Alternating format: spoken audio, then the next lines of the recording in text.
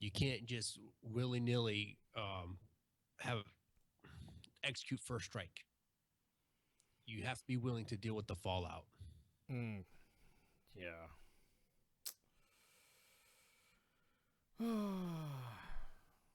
How about now? People were saying they can't hear us. Just saw that, yeah. Hang on. Can you hear me now? Where's the Verizon guy? Oh, he works for Sprint now. That's right. He does. You That's can't right. just willy nilly.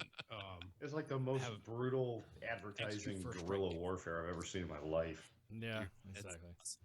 All right, We're guys. good to go, apparently now. Now we're good to go now. So, Right, so let me reiterate the what I was saying for the audience now. So the lead in line for the article I clicked on was the president won't rule out a preemptive strike on North Korea and says it's time a U.S. leader stuck up for the country. Got it. He's doing that. He's doing his own saber rattling. We'll use that word for it or that phrase. But it goes back to the conversation I was having with Minx and KJ on Tuesday, is that you really, really have to weigh that option of that first strike capability. We really got to be committed to a first strike. I really don't think anybody's fucking ready for that shit. The reason why I say that is because we've had so many people that have backed off with, how can I say it? It seems like it's so intertwined with what we've done with Korea and North Korea and that area in the Pacific. It seems like we have it's almost like we just started piling a bunch of fucking cord and cables and ropes and shit like that, not realizing if one of us pulls on the end of that rope, what a giant fucking ball is going to turn into. Because we didn't fucking do shit at all when it came to that ridiculous fucking country. When it came to, I don't know, back in the 90s when Wild Bill gave up fucking money and shit. So it's just one of those things where I'm just like, you know what, fucking really, really fucking. We just need, like you said, we need to be committed to this shit and just fucking light him the fuck up. Not give a. This is the point right here where armchair. Now, I'm just going with the war with the army that you have. Going with the war with the army that you have. Okay. Fucking A. Yeah, generals out there ready to fight tonight. You motherfuckers with your catchphrases and your CGSC and your ILE fucking papers and theses. Stop looking at goddamn Doctrine Man. What's the other one? Fucking stop looking at Doctrine Man. Stop looking at PowerPoint Ranger. Stop looking at all these pontificating fucking websites, the CTC Center of fucking Counterterrorism for fucking at West Point. Now's the time to pull your head out of your fucking ass and do something about it. Hold on. So it's funny that you said ready to fight tonight because it reminded me of what I wanted to tell you earlier in the week when I heard it. So I was listening to one of the news stations, and after North Korea made that whole threat against Guam, they were interviewing somebody, and no shit, they said that. Whoever they were interviewing from whatever division, they said, ready to fight tonight in the interview. Yeah. They're so fucking. All I could think about was going back to that earlier conversation we had when you were mocking it just like that. Yeah, well, because it sounded like a fucking Disney pirate song, you know. We're the mighty fighting 2ID. You know, ready to fight tonight. Yarr! You know, I had my kids fucking singing along with me too when I was making fun of that shit. Now's the time to fucking stop, dude. Now's the time to put down all your fucking rhetoric. Hey, you fuckers that graduated Norwich University, West Point, the Citadel, VMI, all you big fucking theorists out there, now it's time to put your fucking pen to paper and do something about it. This days of fucking shit talking are over. What we think should be happening with this, what we think should be happening with that. Hey, eat phalluses, dudes. Now it's time to go out and do something. Because right now, stop getting your military advice from car ranting veterans. Yeah, exactly. And dipshits that make their money on YouTube. Oh, dude, I'm fucking done with it. It gets so fucking ridiculous to see this shit. You know, still being in and watching all this stuff happen. Of course, you know, there's ice. You're still in. What's going on with Korea? Motherfuckers better do something. I don't fucking know, dude. Motherfuckers they're not doing shit.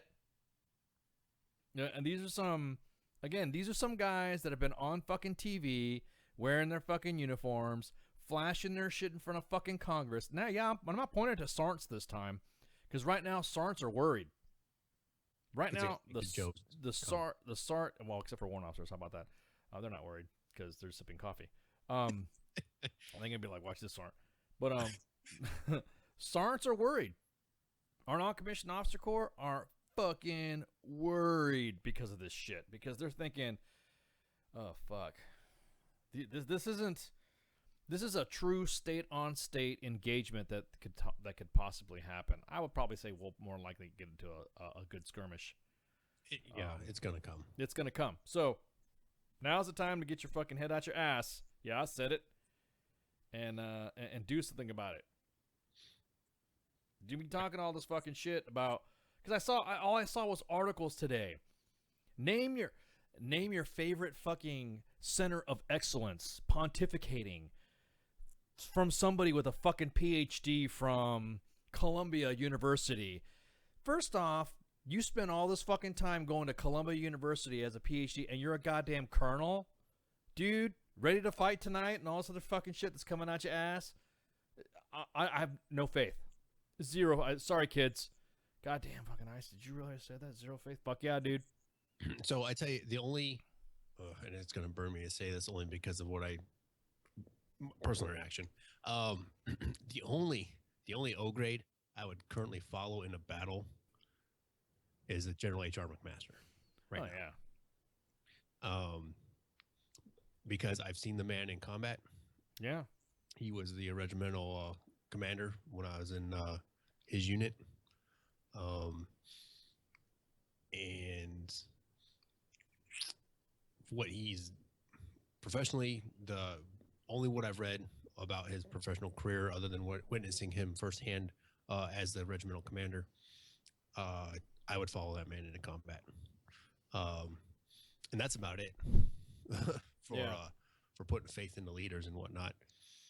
But again, it goes back to those fundamental things. Are we ready to go to war with this army that we have and not the army that we want? Fuck, dude. Will we be committed to a first strike? And not just like Iraq and Afghanistan, we're like, oh, we're going to go in there and try and do this, and then we want to get out. No, we have to be committed to full roll over Korea, roll over the North, if that's something that, if it comes to that. Okay, just have shock and awe and the air. Go ahead. My biggest concern with the army that we have, as opposed to the army that we want, is we don't know how to support ourselves anymore. We've got a bunch of trigger pullers, and anything beyond that is contracted. Yeah. Laundry and shower services, if we need it out there, we run out of fuel, we run out of logistics to support the fight. We're fucked because KBR. You're right. And no, that's a good point. If it doesn't directly involve pulling a trigger or a personal security detachment escorting a general around a battlefield, we don't know what the fuck we're doing. No way, dude. Not to mention the fact you got to remember, the first thing that's going to happen, I'm going to tell you guys right now, you boys in the DMZ, hearts go out because y'all going to be the first ones to fucking see it happen. Head blower. It's going to happen. It's going to be right there in front of you. There's going to be so many forces that have been amassed around that area to fucking just roll right over each other and shit. Y'all, double basic, triple basic load ain't going to help you enough. So you better hope them fucking grid smasher. No, those grid snatchers. Hi. On a grid, don't worry. Yeah. You better make sure that they've already got pre-programmed grids anyways. What they call TRPs and shit. So you're all going to be fucking involved. So that's going to be the first thing. Being the fact that Seoul is pretty close to the fucking 38th parallel, it's gonna fucking it's gonna get crazier because then there's going to be wanton and havoc fucking destruction from everything and anything rocket wise and artillery wise flying into Seoul. So imagine fucking all that cityscape just getting devastated. Okay, we're talking about human casualties on a massive scale. Now, not mind you, now this is if we even if they get a fucking signal out, we're not gonna know about it until this fucking shit fucking happens. China is going to be probably slaughtering a lot of the fucking civilians that are coming across due to the fact that not slaughtering, but they're not going to know what the fuck to do because all these people are going to be running the fuck over. This will be their fucking moment to break. So then China's going to try to make sure that it's fucking contained somewhat. And when I say somewhat, it's because they're afraid that we will probably use a nuke because our use of nuclear weapons is not like what all the other, like Russia actually in their order of battle have an integrated tactical nuclear weapons use in conjunction with their combined arms doctrine. So if there's a few people here that's fucking doing some shit, then guess what? We're gonna light them up. Yeah, we'll use strategic level nukes to get to that if we need to, I think. Yeah. But going on the China piece, I don't see. I'm on your side on this. Ice is that they're gonna want to separate themselves from the North. Like I was saying on Tuesday, is that they are gonna want if the North gets froggy, I don't see them back in the North. I see them completely stepping away and closing the border and just waiting for the fallout. No pun intended. Do you think there's going to be a lot of fallout? There could be. I mean, if y'all don't know what fallout is, it's not the video game. Yeah, Look it really. up. Yeah, But exactly. there will be. They're going to wait for the fallout to happen. Now, I do agree with you that I don't see them slaughtering the civilians coming across the border. I do see them being inundated with what would be refugees at that point, trying to get across the border to escape it. Yeah. But actually slaughtering them with their current humanitarian outlook with the world, I don't see them doing that. I see them closing the border and not letting very many through. But I don't see them looking to slaughter innocent civilians trying to escape conflict. If anything, it'd be the North Koreans slaughtering their own people, trying to prevent them from crossing the border. I can see that too, but I just don't see it going the other way. But what I do see is depending on how long this conflict would go and whatnot, and how far north, whatever coalition we are a part of. We get, then I see the People's Republic of China looking to either have a show of force along the border or volunteering to help control that border with the coalition at that point in time. I don't know, man.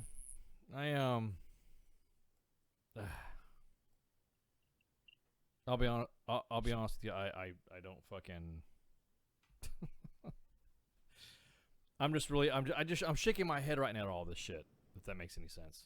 No, it totally does, because you have, and I hate to say it this way, you have two leaders whose doctrine you can't predict. No.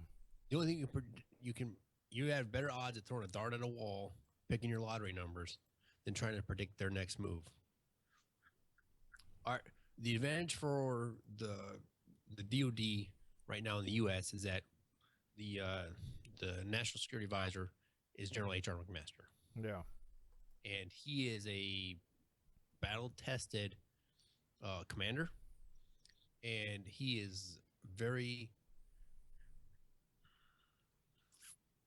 how do I want to say this? He is very technical when it comes to planning. Meticulous, there's the word. I mean, he can lay it out for you on why you should do a certain course of action, and that course of action will always be the right one. That's our advantage. Yeah, but he's not on the ground. You know what I mean? He's not on the ground. That's my biggest thing is the guys on the ground. You know what I mean? It's like, oh my god, here we fucking go with these fucking armchair quarterbacks. You know what I mean? It'll always be armchair quarterbacks. I mean, come on. But you have a good point. All those guys are in those PhDs at all these Ivy League schools, or doing this fellowship at Congress or somewhere in the DC area.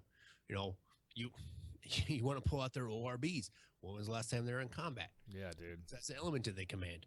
You know, all those things. And yeah, you have all this fucking education and you can study, the doctrine of history and, the history, the doctrine of war and the history of it and whatnot. But when was the last time you were, one, in a conflict, and two, what size was it? Or were you even in a conflict at all? Right. So some, let's say, some support squadron, lieutenant colonel who commanded the support squadron of some regiment, all now a general who's in one of these. Yeah, you have all this fucking education, and I'm really not comfortable taking combat advice from. I'm not. It's that simple. Neither do I. I just wouldn't be.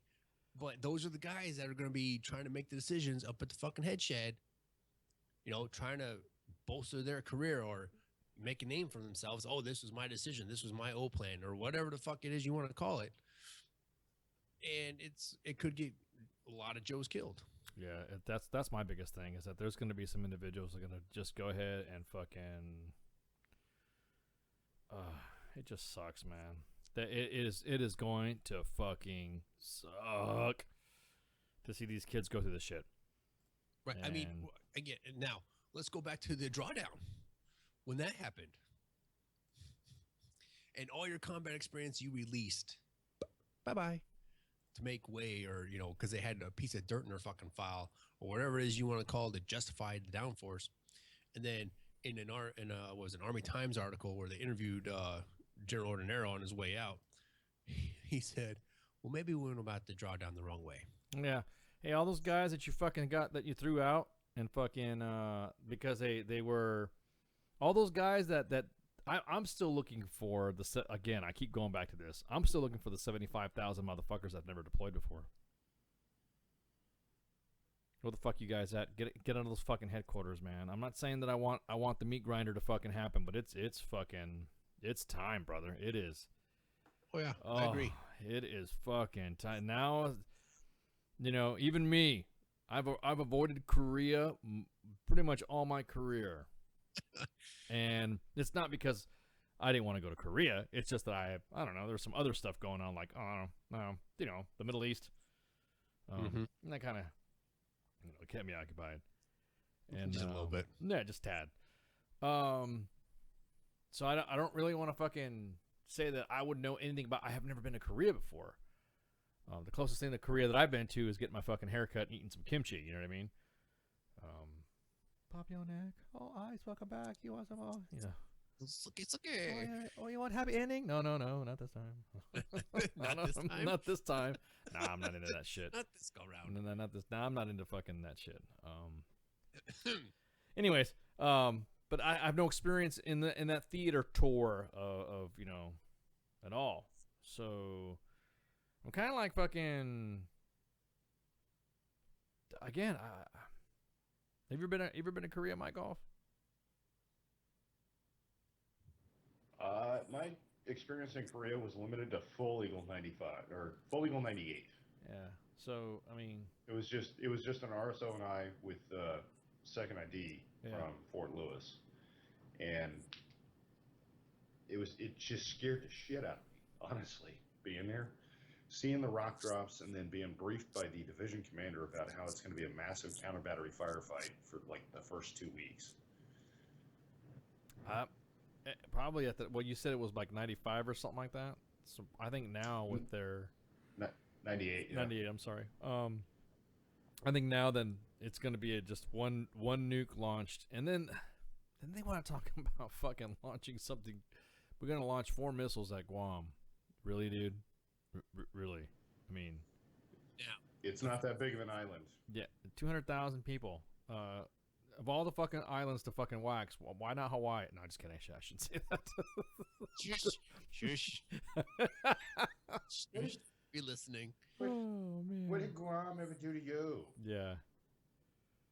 But, oh, man, it's just fucking... Either way we look at this, it's a fucking bad situation. It's going to be... Yeah. Yeah. But, again, it goes back to what you were saying earlier. All that shit's dialed in on both sides. Oh, yeah. They're waiting. Waiting to fucking have this shit happen, and then that's it.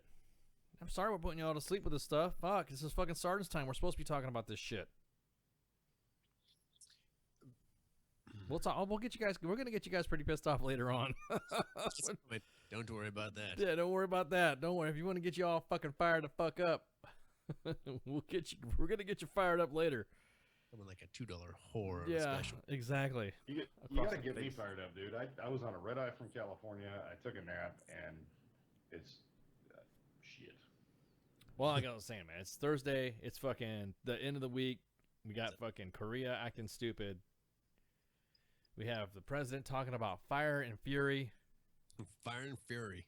We're gonna fire and fury, which I think Hell, is I think it's fucking you know you hilarious. fucked up when the president's catchphrase is better than your own. Fire and fury versus ready to fight tonight.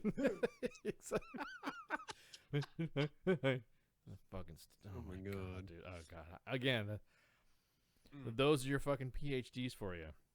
Yeah, coming up with that. Coming up with catchphrases. Yeah, coming up with catchphrases. Indubitably. Smashing. Hey, you guys are saying there's a problem with my fucking sound? Hang on. Let me see. Hang Problem on. with yours or a problem with mine? I don't know. I- Nope. That's okay. That's me on fucking.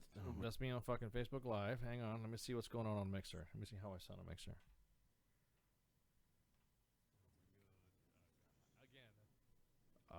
Mixer's coming in low.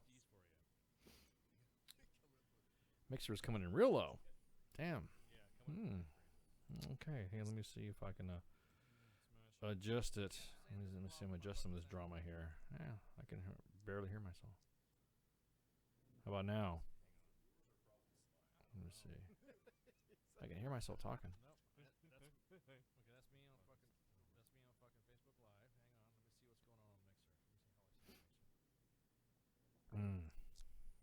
Yeah, I'm pumping loud, dudes. Oh, now we're doing WTFception. What are you talking about? I can hear the That's- live broadcast and the recorded broadcast about 30 seconds later. Yeah, that's just me. Yeah, It's WTF Nation Inception. Inception. Yeah, 100% right now. So yeah, Mixer's low. Guys, I don't know what to say about the mixer shit right now. It's Korea. It's Korea. And they're trying to stop our message. Oh, Brooks Micro, what's going on here? Stop the propaganda. Yeah, I hear you licking chicken. See, that's fucking. You got individual, so it's mixed in between. So I don't know what to say, guys, gals. Sorry. I'm sorry. You're telling the generals how to fight. Stop them. It's live. Yeah. I mean, it's broadcasting. Everyone else is saying it's doing good. So, anyways, I'm adjusting the sounds and stuff. So let's bring up the discussion of, and we've already touched on it. Like we're NCOs or the NCO Corps would probably be worried. Oh yeah, Like corporals through Storm First Class yeah, would probably be worried because they've got to take Joes into combat. One who probably not very few have seen combat, because all those guys that have seen it are probably out or senior level or now. Let's see, so 03, 01 to 03. Most of those guys are probably first storm majors now. yeah. Yeah, Good. they're not gonna go they're not gonna go fight. They're not gonna be in that fucking. They'll be there to lead their Joes and their company's troops and batteries, or their battalions and brigades, but they're not going to be down there. That experience will not be at the level to lead the Joes into a fight. No way, dude. No way. Not at all. I'm just fucking just done watching the again. I just shake my head at this shit, dudes. I really do. I just like, oh my god, these guys are not going to be in the mood to not in the mood. They don't have experience. Right. They have nothing but fucking theoretical. Everyone's been fighting fucking Afghanistan, doing their fucking rotation. Okay, look. We've lost that shit, okay? when the lines of effort in Afghanistan are to reintegrate the fucking Taliban into the government, there's something fucking wrong. It's over. That fight's done. That it's done. So when you sit there and say, that would be like us saying, let's bring the Nazis back into the fucking fold. Or let's bring the Ba'ath Party back into power in fucking Iraq. You know what I mean?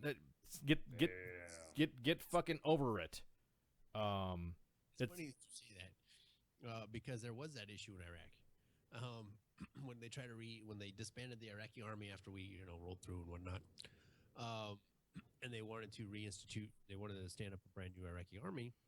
Well, they got rid of all the experience, their officer corps for the Iraqi army because they were Ba'athist. Well, the only way to make rank in that system was to be a Ba'athist. So they got rid of all them officers, but yet then they tried finding experience and people who could help lead the new Iraqi army, and they couldn't fucking find it because they got rid of it all. Yeah, exactly. So what did they have to do? They had to start bringing people back, and then they had to sign an oath or a declaration, some garbage that some egghead came up with that. Oh, you disavow any allegiance to the Ba'athist Party, blah blah blah blah blah. They signed it, with best they could read it, and then they could be an officer again. And a lot of them received their same rank as they were shoved out of the old Iraqi army and brought back into the new Iraqi army. Just fucking goddamn. See. That's the fucking shit that pisses me off right there, bro. Right fucking there. It wasn't thought through. No, it wasn't at all. It's now time to fucking come on in and fuck them up. You know what I mean? We don't need to be going back to this fucking hey, we're good to go. Let's bring people back in here and let's try to get this in the let's just try to fucking let's try to bring them back in here and see what the fuck. If you want to be like that, why can't we change their minds about me retiring? As far as what? I mean, if you're gonna go in and execute a tactic and then realize later that maybe that was the wrong tactic and undo what you've done, why don't we start at a lower level and just undo my retirement? Oh, it doesn't work. Can we do that? That only works when we do a regime change.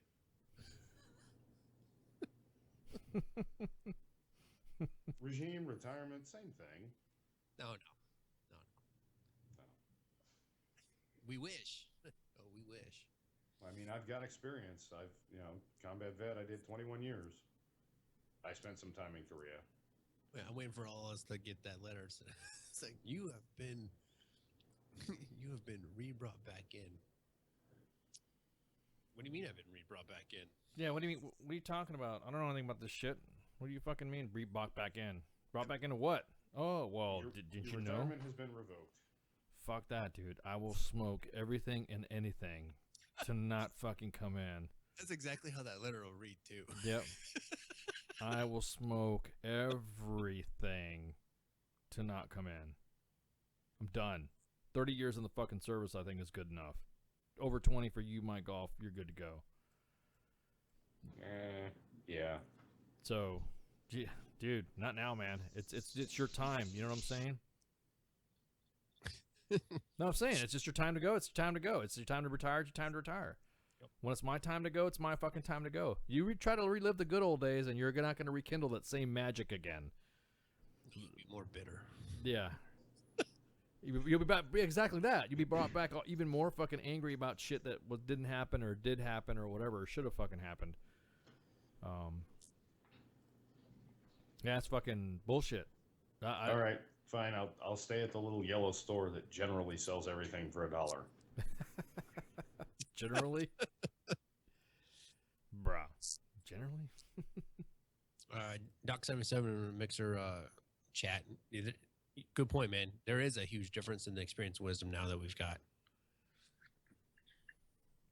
There is none. Yeah. Or maybe they could bring me back as just an advisor. Get rid of, back up General Mattis and get rid of the 350-6 and the stupid shit that doesn't have anything to do with war fighting. Talking about your online SSDs and shit. You need to fucking knock out your SSDs, man. They're gonna look through your records. Fucking, your SSDs and your fucking sharp training and your EO. Just fucking don't be a dick and go kill the bad guy. No, wait. How's that? No. Doc Mattis. General Doc Mattis. Damn. Freudian slip. Doc Mattis. General God damn it. Sectef Mattis even said that. He's like, y'all motherfuckers need to stop going to goddamn Hohenfels and JRTC and stop going to fucking. Y'all need to focus on war fighting and shit. So here's my question: what's the current scenario out there at NTC? Is it still coin, or did they go to oh fuck, what's it now? Is that Atropia fucking bullshit? Fighting against Atlantica and all this other crap. I think that's what's the same fucking. They still do they still do coin lanes out there. They still do that, but I'm pretty sure the scenarios fucking change for their bullshit. But God, dude, it's just... the last rotation I did, I think, was in 2010, and it was coin, and they were talking about going back to HIC rotations, the high intensity conflict, force on force, but. Right. So when I was slated to go out, so when I went out there in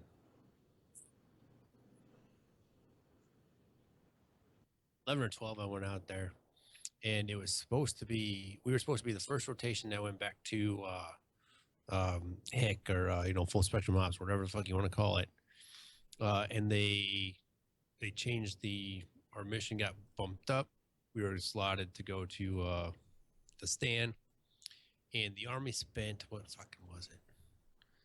Like $3 million to change the scenario back to coin for the rotation we were going to.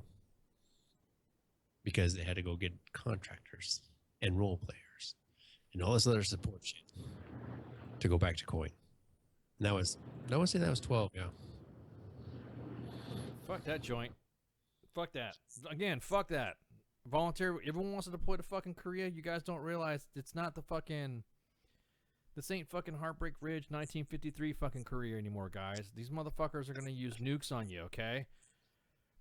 It's all fun and games and shit until you're fucking glowing. Then the next thing you know, or your fucking hair's falling out and nothing fucking happened to you because you saw an explosion that blasted fucking 20 miles from you, and the next thing you know, hey, how come your hair's clumping out like clumps? I don't know. Why's your teeth falling out?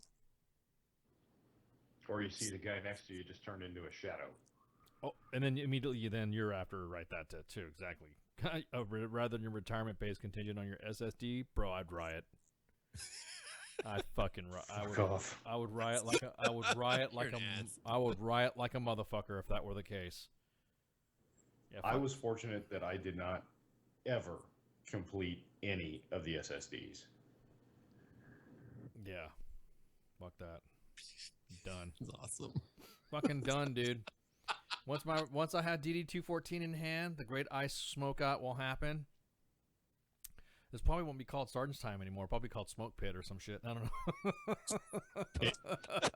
We're gonna move Sergeant's Time to Sundays, and we're gonna have very existential conversations. No way, dude. Sergeant's Time will probably be called the Smoke Pit, or E4 Mafia's Time, or some shit. Hands in Pocket Time, or fucking. This is Pineland. Welcome to Pineland. God. Fucking Pineland is in full effect. Not Pineland, Pineland. Fuck that, dude. Is better. If you don't like America, you get back to wherever the fuck you came from, yeah, buddy. Exactly. You better go to America. I just fucking again. What you kids don't realize is that we've been watching this. Us old timers been watching this shit happen, and we're watching the build up and build up and build up. Thousands upon thousands of artillery pieces, thousands upon thousands of soldiers, endless miles of underground tunnel networks, mines like a motherfucker. Now a dude who just needs one. He just needs one to set off. And unfortunately, we have a fucking government right now that is fucking bickering back and forth and talking some mad shit about amongst themselves. There's a point the commander in chief did bring up. He's like, I've been campaigning for fucking 2 years, and I've only been in the job for 6. But for the last 8 years, you've been talking about repeal and replace, and not one of you fuckers have done any of that shit. Fucking done with it, dude. I'm getting tired of watching everyone. You know what I mean? I want some kimchi too. I want some soju. Well, And some good sushi.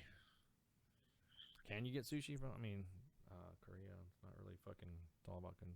And then No, and then the so Jap. everything out in Japan in the contingency area. Yeah, dude. Forward.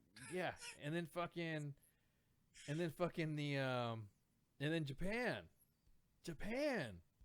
is saying, "Hey, don't worry, America. We got you. We got your back. We got your back." I'm like thinking, "Wow, Japan." They don't even have an expeditionary military. Well, not right now. Yeah. So Abe wants to change a lot of that garbage. He wants to rewrite the Constitution, specifically Article 10 of their Constitution, so they can become an actual military and not a self-defense force. well, they're used to glowing, so I mean, they'll. Too soon. What better? Is that too soon? Too soon? The celebration was yesterday, or The celebration. It's a celebration, bitches. Great Cloud, you are in violation of the mixer morality status. Yeah, exactly. For violating glowing Japanese. They've had hard luck, man. 2 fucking atomic bombs and a fucking Nuclear meltdown. nuclear level 7. meltdown. Yeah, level 7 at Fukushima. Fukushima. So, yeah. Yeah, we're not even talking about nukes anymore. We're talking about nuclear reactor meltdowns at this point. Well, you never know. Yeah, well, I mean, at that point, like I said, they're used to glowing. So those are the guys you want to fucking, after a fucking nuke strike, those are the ones you want to go in there.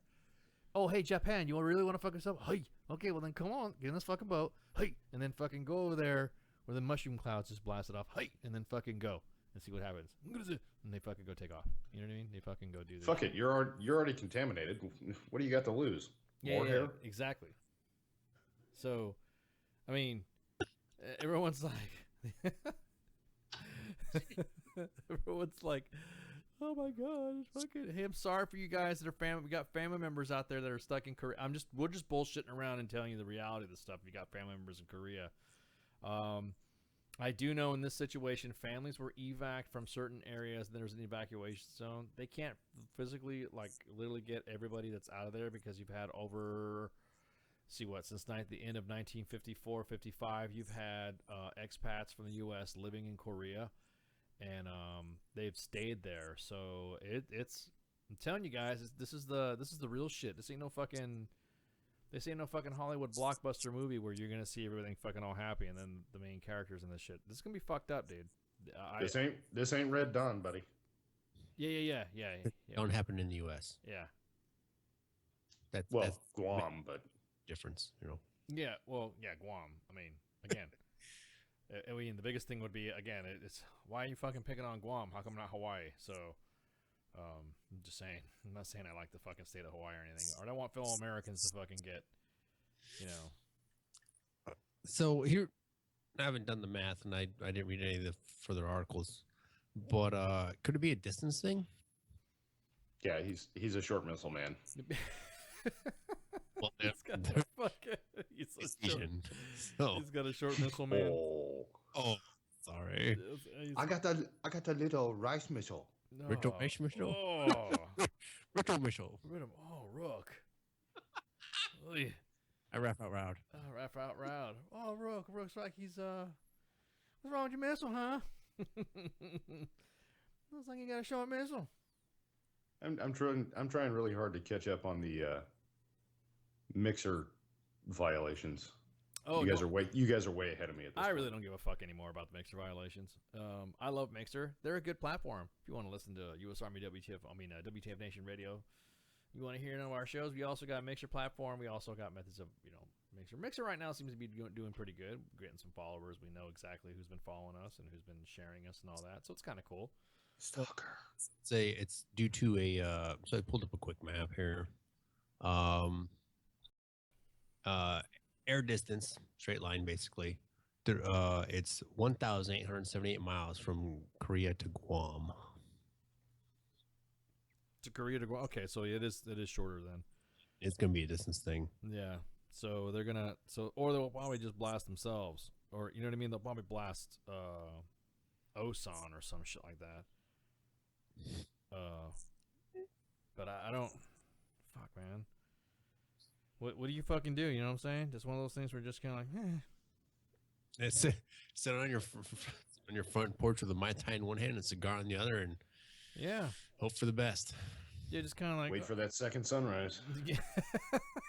Basically, yeah. Yep. You know? Walk up to your boss and go. Whoosh. Fuck that! I want to. So what's your penile? Yeah, send everybody you want her to send a dick pic to. Just send them now. As soon as, but you got to make sure the nuke is coming. You know what I mean? Don't we just like fucking sending dick pics and all of a sudden it doesn't come to you, and the next thing you know, you're fucking like, you know. Oh, dude, I don't even need a PhD to come up with a brand new catchphrase. It's great. You ready? Guam, the land of the second rising sun. God. Oh man. I don't even have a PhD. You're welcome. I'll give you that one for free. There you go. Thank you very much. God. I don't even know. I'm turning Japanese by the Vapors. Oh yeah. Turning Japanese. Turning Japanese. I think I'm glowing Japanese. I think I'm glowing Japanese. Like a chem light. Fuck, dudes. This is like. I mean, you gotta have a dark sense of humor about this because you know I feel sorry for these fuckers, man. Hold on. I said I'm turning Japanese from inhaling the vapors.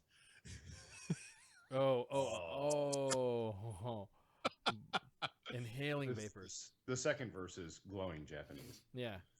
You say glowing Japanese? Yeah, glowing Japanese. Glowing. Oh, that's like a chem light. I really don't give a fuck about Mixer. Okay, stop. Oh my god. I really don't. Rice Krispies. Make Yeah, Rice that joke's Krispies. old. Yeah, and you're Rice Krispies. absolutely right. You have to have a morbid, dark sense of humor. Yeah, you do. You're gonna have to deal with it because again, it's gonna suck when you have when we get the counts. It's gonna suck. Yeah, I don't even want to see those projections. I don't even. No, I mean, you know they have them. no, they have projections. I'm just saying because just like they have projections got- with OIF and OEF, they I mean, obviously didn't happen, but fuck. No, dude. but we've got. I can date myself here. Let's go with an old projection. So we're not talking about this one then. How about that? Go with an old projection. Some of the original projections for the displaced. Let's talk displaced persons. Some of the original projections for OIF rolling to Iraq. I want to say some of those original projections were something in the upwards of 1.3 million displaced persons that the military was going to have to deal with because of the fighting, whether that be passing them by or them being in the roads, and everybody, we all dealt with that. But those projections turned out to not be close to accurate from what I've witnessed and what I've read. But the displaced person thing was a little bit of it, but not nearly as bad as everybody was projecting, if that makes sense. Yeah. Yeah, exactly. What I don't see is okay. It'll be in the thousands. How about that? Oh, it will be for sure.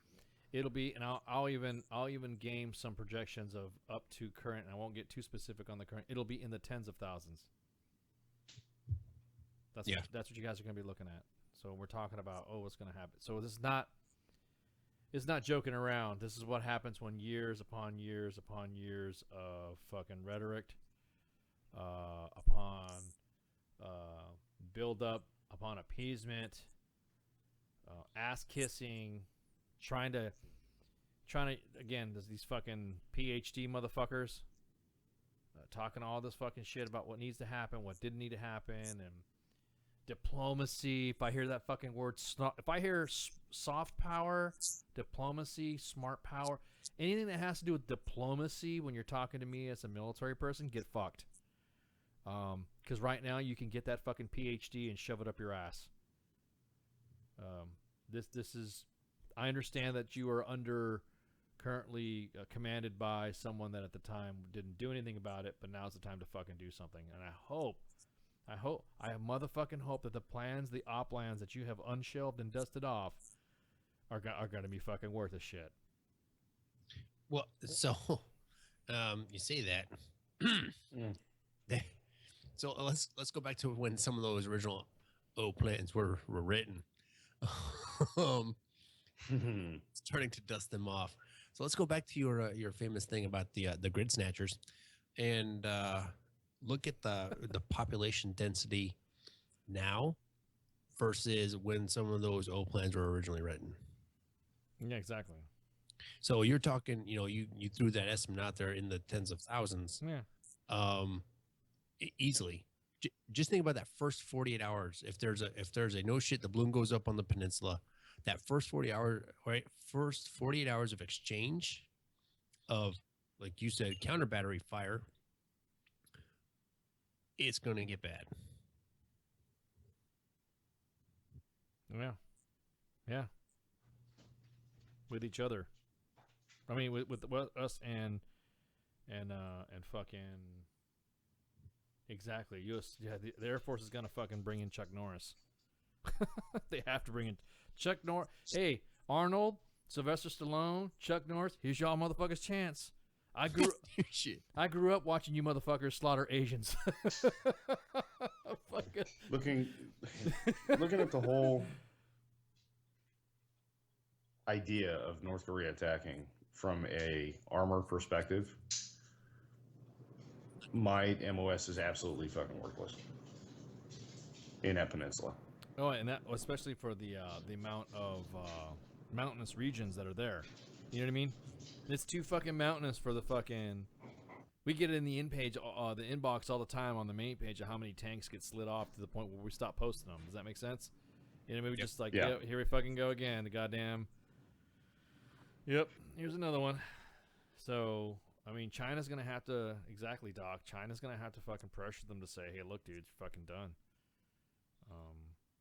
Yeah, he got a point, but here's the unknown. Okay, they got it. We've read the thing and whatnot that they have they've possibly miniaturized the fucking weapon. Okay, that they can possibly mount it on a warhead. They can mount it to a warhead and send it off. Okay. The question becomes then, how many? That's the real unknown, is how many can they build or do they have, and are they just going to use the one to pull us into a fight? Are they going to use everything? I think they can use everything. I think they're going to be desperate enough. They're just going to fucking go like a couple of nukes here and there, and then just unleash. You know what I mean? That's what I think they're going to do. Well, and we haven't heard anything about them testing nukes either, have we? I think last time they tested a nuke was like what, a few months back. It's a nuke in a while, but the nukes, they've seen activity at previous test sites. Successful? No, they've seen activity. Nothing that's happened, but they've seen the normal buildup activity. Again, that's from the news. So what's going to end up happening is this is my prediction. You can put money on this. He puts the rice nuke in a missile and launches it at Guam as a test, and it hits the island. Well, if it hits the island, because they're not real great at their accuracy, and it goes poof instead of boom. Here's the thing that a lot of people don't understand about this accuracy bullshit. It's a fucking nuclear weapon. We're not talking about something pinpoint here. It's not a fucking. But if you're gonna on somebody's chimney, it's a fucking nuke. You can be within 1 to 2 miles of the target and still fucking kill your target. No, I'm talking, 1,800 miles. He's off by, a couple hundred miles, and it's a dud of a nuclear weapon. And it hits the ocean, and it's kind of like SpaceX landing on a barge.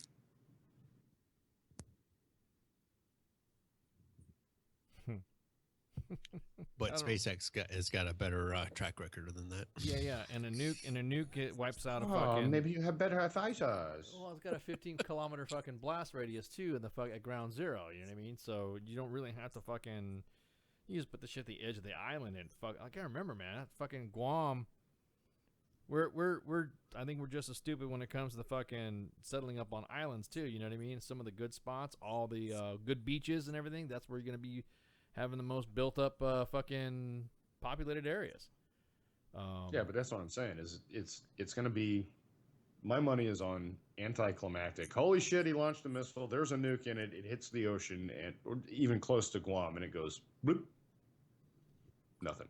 Yeah, but so here's the thing about that is we won't know what the payload is. We'll be able to pick up, based off telemetry and whatnot, in the first, 60, what is it, like 60 seconds of flight. We'll be able to project an anticipated target, but we won't know what the payload is. So hold on. Let's throw that scenario out there really quick. Let's take your scenario, Mike Golf. It's a dud warhead. Okay. Yep. They launch it at a target, i.e., whether it be the northwest, Hawaii, Alaska, wherever. Okay? We pick it up. We anticipate the target. What do we do at that point? We don't know what the payload is. What do we do? Do we immediately retaliate while it's in flight? Well, I mean, you kind of think about it too. We don't know. Are we going to take that chance? That's the biggest thing. And what if the THAAD fails? Yeah, that's what I'm saying. I think it. That's a tough question. Yeah, because when you got to think about it, that fucking THAAD system goes off and it fucking fails because we think, and then someone's going to say it's probably because right now all the armchair quarterbacks are saying, and the PhD fuckers from goddamn Norwich, West Point, and fucking the Citadel and VMI are all saying what? They're all saying that there's no way that he could possibly have a fucking missile that could go this far and go to this. So we're underestimating him right now. Right now we are. Now we're just saying we have something that's new, that's miniaturized, and it could possibly go. It's not accurate, you know what I mean? So, like you were saying, but what if it's not I'm always it's best not to take a fucking chance. You know, what if that car coming up to me at my checkpoint's a suicide bomber, but what if he's not? So, I mean that's just because I've been investigated for lighting motherfuckers up, so maybe err on the side of caution. You know what I mean? Because we have missile systems too on our ships that are pretty fucking sophisticated to knock out some of that stuff too. Right. But again, if it misses, because it's not like you get multiple shots at this motherfucker. Oh yeah, exactly. So here's my take on that is he launches, we do, missile defense systems. We either hit it and go, look, this little midget psycho just launched a missile, to the rest of the world. Hey. Or we miss and it does one of two things. It's either a dud or it's a full-on nuclear Guam is gone. At which point we look at the rest of the world and go, look what this little shit just did. I dare that motherfucker to fire a missile. Whether it's successful, it lands, it's a nuke or a dud. The minute that motherfucker touches that button, he's done. Yeah, that's another point too. He's already committed, and the world should be committed too. What's sad is that everyone is going to be armchair quarterbacking the decision for the response. Yeah, he'll be, so whether it's first strike or again we talked about this on Tuesday. Yeah. Whether it's first strike or retaliatory, the decision is wrong. It'll be fucking wrong. And I don't say that because it's Trump. I say that I think any POTUS faced with this situation would get the same backlash. Oh yeah. Oh, absolutely not. Decision will be wrong. Yeah, it'll be a crock of shit these motherfuckers got to deal with, especially with. Well, I'll take that. I'll say this, especially with this POTUS. How about that? Because they all hate this POTUS, man, with a fucking passion, and so they're gonna fucking go, oh, fucking. President, blah, blah, blah, blah. He's already said fire and fury. As soon as he said fire and fury, everybody was flipping the fuck out. Right. Oh, I love the fucking meme on the page today. Oh, my the Game of Thrones memes. Oh my god, I don't watch Game of Thrones, but that was funny. As soon as and then so did you see the video that I put in there too? I didn't see the video. Yeah. The video was, I guess, Trump was over that fucking white-haired bitch's fucking head, and then little Kim was fucking the army on the ground on horseback, and Trump was riding the fucking dragon, and so that was pretty fucking wicked. Well, anyways, yeah, we can take a break. The minute, Go ahead. like I said, the minute little Kim touches that button, he's done. The rest of the world is not going to stand for this shit.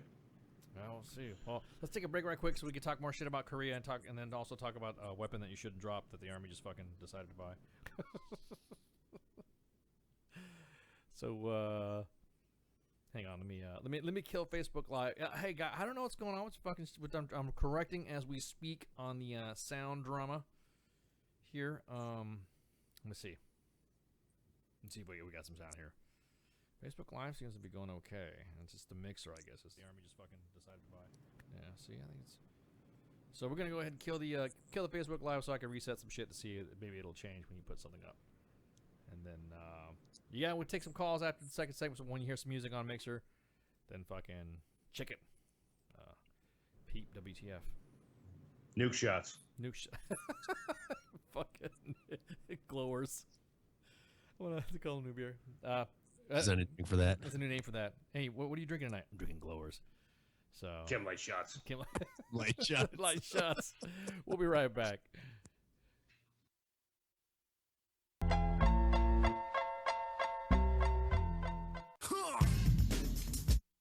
This station is now the ultimate power in the universe. I suggest we use it. The voice of U.S. Army, WTF Moments. This is WTF Nation Radio. I find your lack of faith disturbing.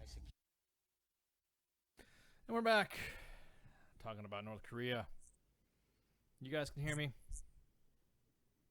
Everything okay? We fixed some sound stuff. We got anything back here? Let me Yes. Let me jump on here. I don't know why. What's going on? A little bit of a warble. I'm not sure if it's my connection or you. A warble? Oh yeah. Let's get a warble going. Warble? A warble? Hang on, let me see. That's the technical nomenclature. I was about to say, what is that proper nomenclature? Master Gunner. Let's see. I just want to make sure that Warble? a warble. Hang on, let me Let's see. That's the technical nomenclature. How about for warble. Yeah, warble. Warble. Wittenbacher. So, anywho, so talking about North Korea, talking about that, all that stuff again. Yeah, I mean, I don't know what to say, fucking D-Max. Okay, that's what I don't fucking. How about that, dude? What's he crying about? It's fucking sound being too low. Oh, Jesus. So, no fucking idea. There we go. How about that? Can you hear me now? Even the headset. What if I lean in closer to the mic? What if? What if I'm like you're playing with it with your tongue? What if I get into the mic? Get into the mic. Warble.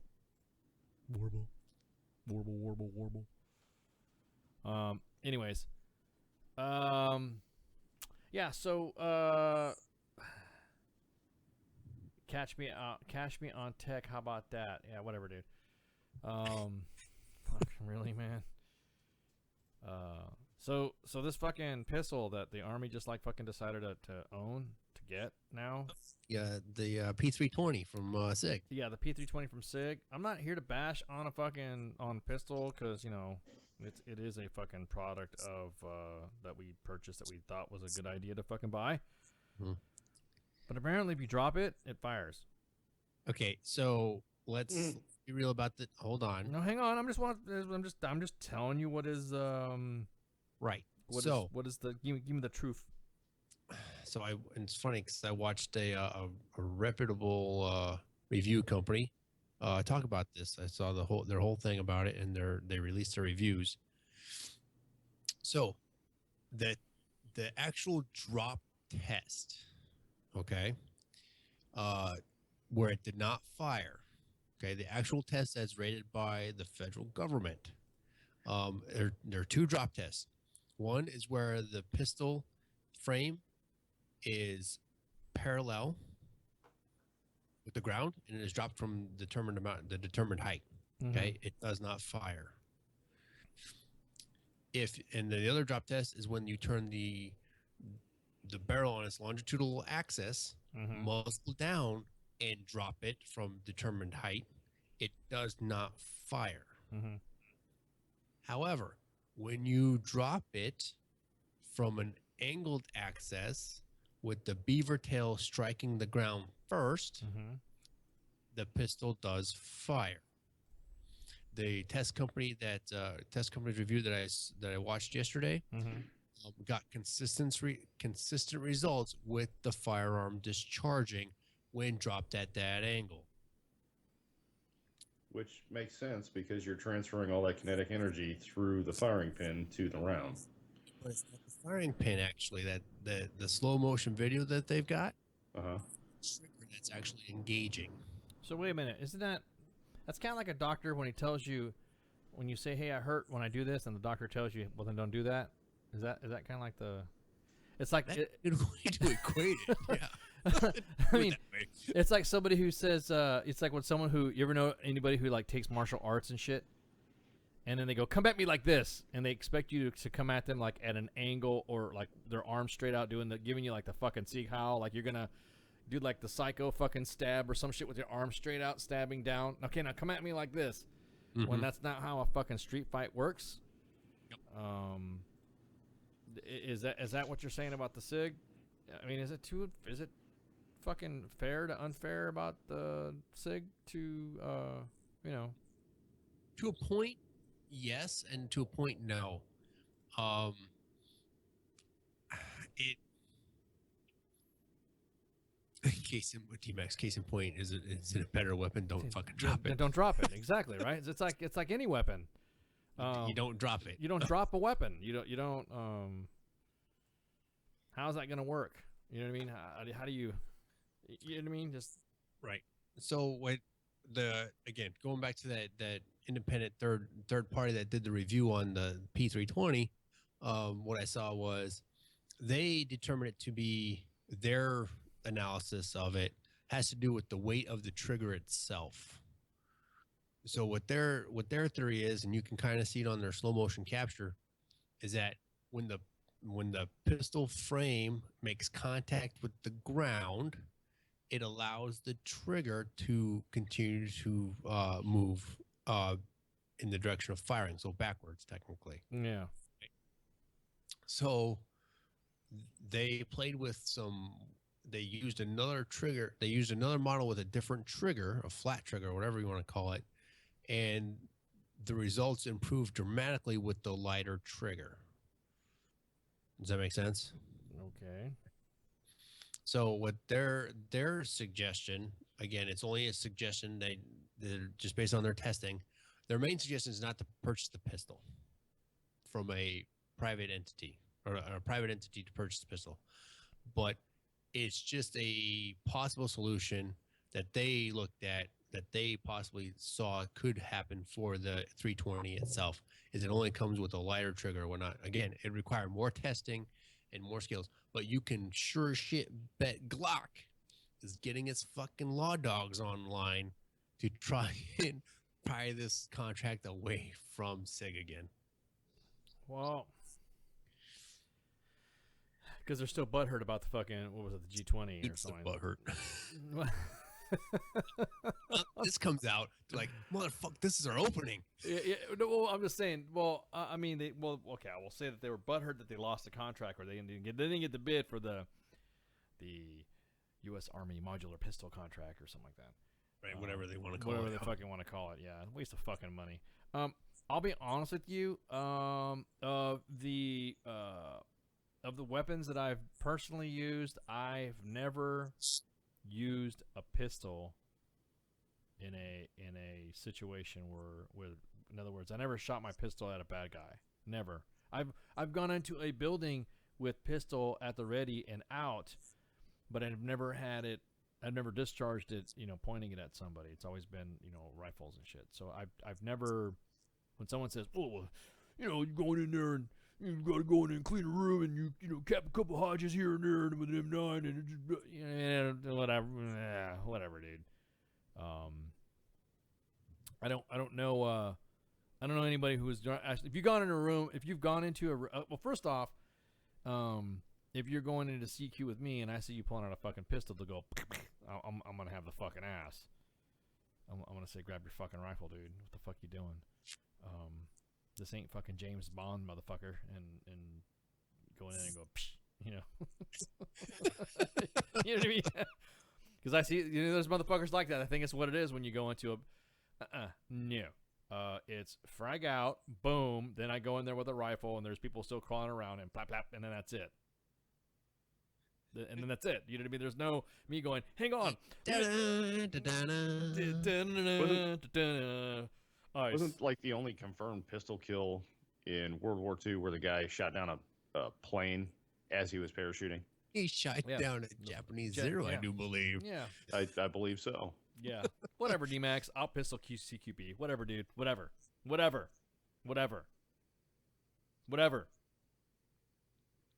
I've the only time I've heard of individuals using their pistols in a situation is when they've run out of ammo, they're bleeding the fuck out, and Hodge is surrounding them, type shit. So I have a story about a pistol with a confirmed kill. Go for it. Has to do with somebody in my MOS, previous MOS. And I hate to say that and admit this, but they're something that they carry with them all the time. And the blue book actually saved their life because of where the round from Hodge actually hit him. Mm-hmm.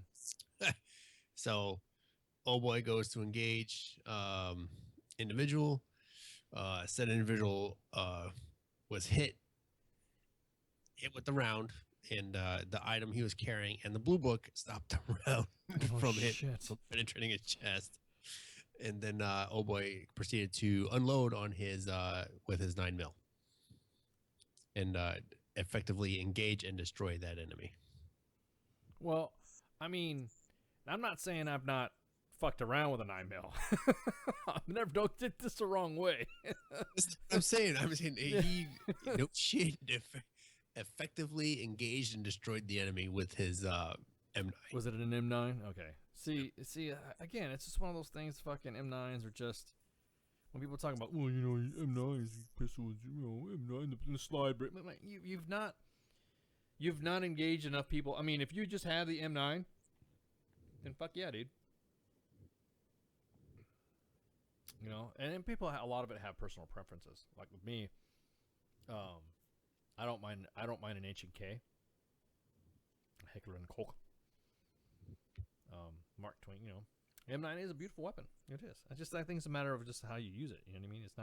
It's all out of a comfort zone too. If you've been consistently been trained on an M9, and they go, here's a Glock, and then you're like, to me, a Glock feels like it's gonna fly out of my hand. You know what I mean? Like it's gonna go forward because I've been trained to fire an M9, my whole fucking career. And then you get to go to use the more exotic weapons of my line of work, and then you're like, oh, okay, well then I'll use this weapon. Yeah, you use that weapon. Yeah. And then you end up going, well, you ever fired a 1911 with a fucking can on it? I'm like, no. Here, try this. And you're like, why do we get rid of the 1911? I prefer my Sig Pro 2340. Well, again, it's all personal preference. Some preference. Yeah, man. It's all preference. It is. It is. I mean, I like the way a fucking 40 S&W fires. So yeah, but after firing the M9 for as long as I did, and that's our personal weapons on tanks. M4s are actually cruiser weapons on tanks. Imagine that. Yeah, go figure. Belt fed. No, just kidding. And then firing a composite pistol, I like it a lot. As far as you're talking about the composite pistol, you're talking about the difference in you're talking about a Glock. Yeah, the difference in weight, the Well, polymer slide and what was that? Was that or the polymer lower on it. Was that a cat? Hey, don't make fun of my pussy. Mike Golf, you have a cat? Aw. Yes, I have a cat and 2 dogs. Oh, well, it's not like, at least it's not like freaking mom's fucking cat. That sounds like it's like someone stepped on a bagpipe that's got stabbed, you know. Well, she's just a little pissed off. We've been gone for the last 10 days. So. Yeah. Yeah, exactly, Joe. Work with the tools you currently have on hand, man. You just get used to that shit. Fucking. But yeah, Joseph's got a good point with that one. Now, it'd be great if the Army could go to a personal choice, or you have several to choose from. This goes back to something I feel very strongly about, especially after the Army started making you PCS with all your gear, or a good chunk of your gear, is that when you come into basic training and you're issued that first rifle, that rifle is yours if you graduate basic training. It follows you to AIT. It follows you to every duty station that you have. And then you have no excuse for not taking care of it, not ever qualifying. That is your fucking weapon. Well, there's several countries that are like that. And then if you get out, or when you retire, or whatever it is, you end your service, then it either would get recycled or destroyed, depending on how old and how used it was. You should be able to keep it, or you take it home. Yeah, that would be great too. But let's 50-50. I'm 50-50 on that one. Why? Because 50% of the people I would trust with it, 50% of the people I would not. How about if you if you served, if you're retired from like that? You know what I mean? If you retired, yes, paperwork could be done for you to allow you to keep your rifle. Yeah, but if you just separate, no, you'd have to retire. You just separate, just retire the weapon, or change the weapon out, or that way, if I'm retired and they call me back, I've still got my rifle and I can still fight. We're not gonna get called back when we're retired. My golf. We're gonna go. My golf. Yeah, we're gonna go smoke some trees. So just let me have my dream. And I'll let you have your lotto dream. So you're having like your lotto dream right now. You're like, if I won the lottery, I'd do this. That's what you're doing right now. That's exactly what I'm doing. If I won the lottery, I'd buy a studio and we'd all be paid doing this job. Oh, I know, dude. We're making -1 million right now. Didn't you know? We're minus millionaires. How do we not have that one share equals whatever? I mean, where? Yeah, really, huh? Where's our share of that? Where's our share of that shit? What's with this, man? Everyone talks about one like equals $1. Yeah, you guys fucking got money. You guys got money because you're money for this, you're money for that. I'm like, please tell me, please, motherfucker, tell us where this fucking cash is at. Third hour. Yeah. Oh, yeah. Third hour. Yeah. Third hour, man. I'm fucking. We are going off. Gonna have some drama talking. We're gonna be talking about some shit in the third hour. Wait, hang on. Do I got any fucking house cleaning to do? What do we got going on this week? House cleaning. Stand by. Okay, real quick. So, I'm gonna talk about this fucking shit that we're doing right now. Okay, look. This one group. I can't even say it. For some reason, I warble this thing. My golf when I fucking try to say this word. Artillery round tumblers. There we go. How about that? Artillery round tumblers. Did I say that right? Okay. So we got some. We're giving away some shit. All right. So I'm gonna talk about it right now. As a matter of fact, if you go to Facebook Live, and then you check out the screen, or you're on Mixer and you check out the screen, you'll see the artillery round tumblers. So the way it works is that you got to go to, our fucking Facebook page at facebook.com/WTFNR.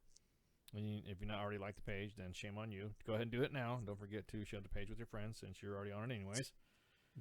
like the pinned comment on our Facebook page about the free artillery tumbler, and then share the post to your timeline.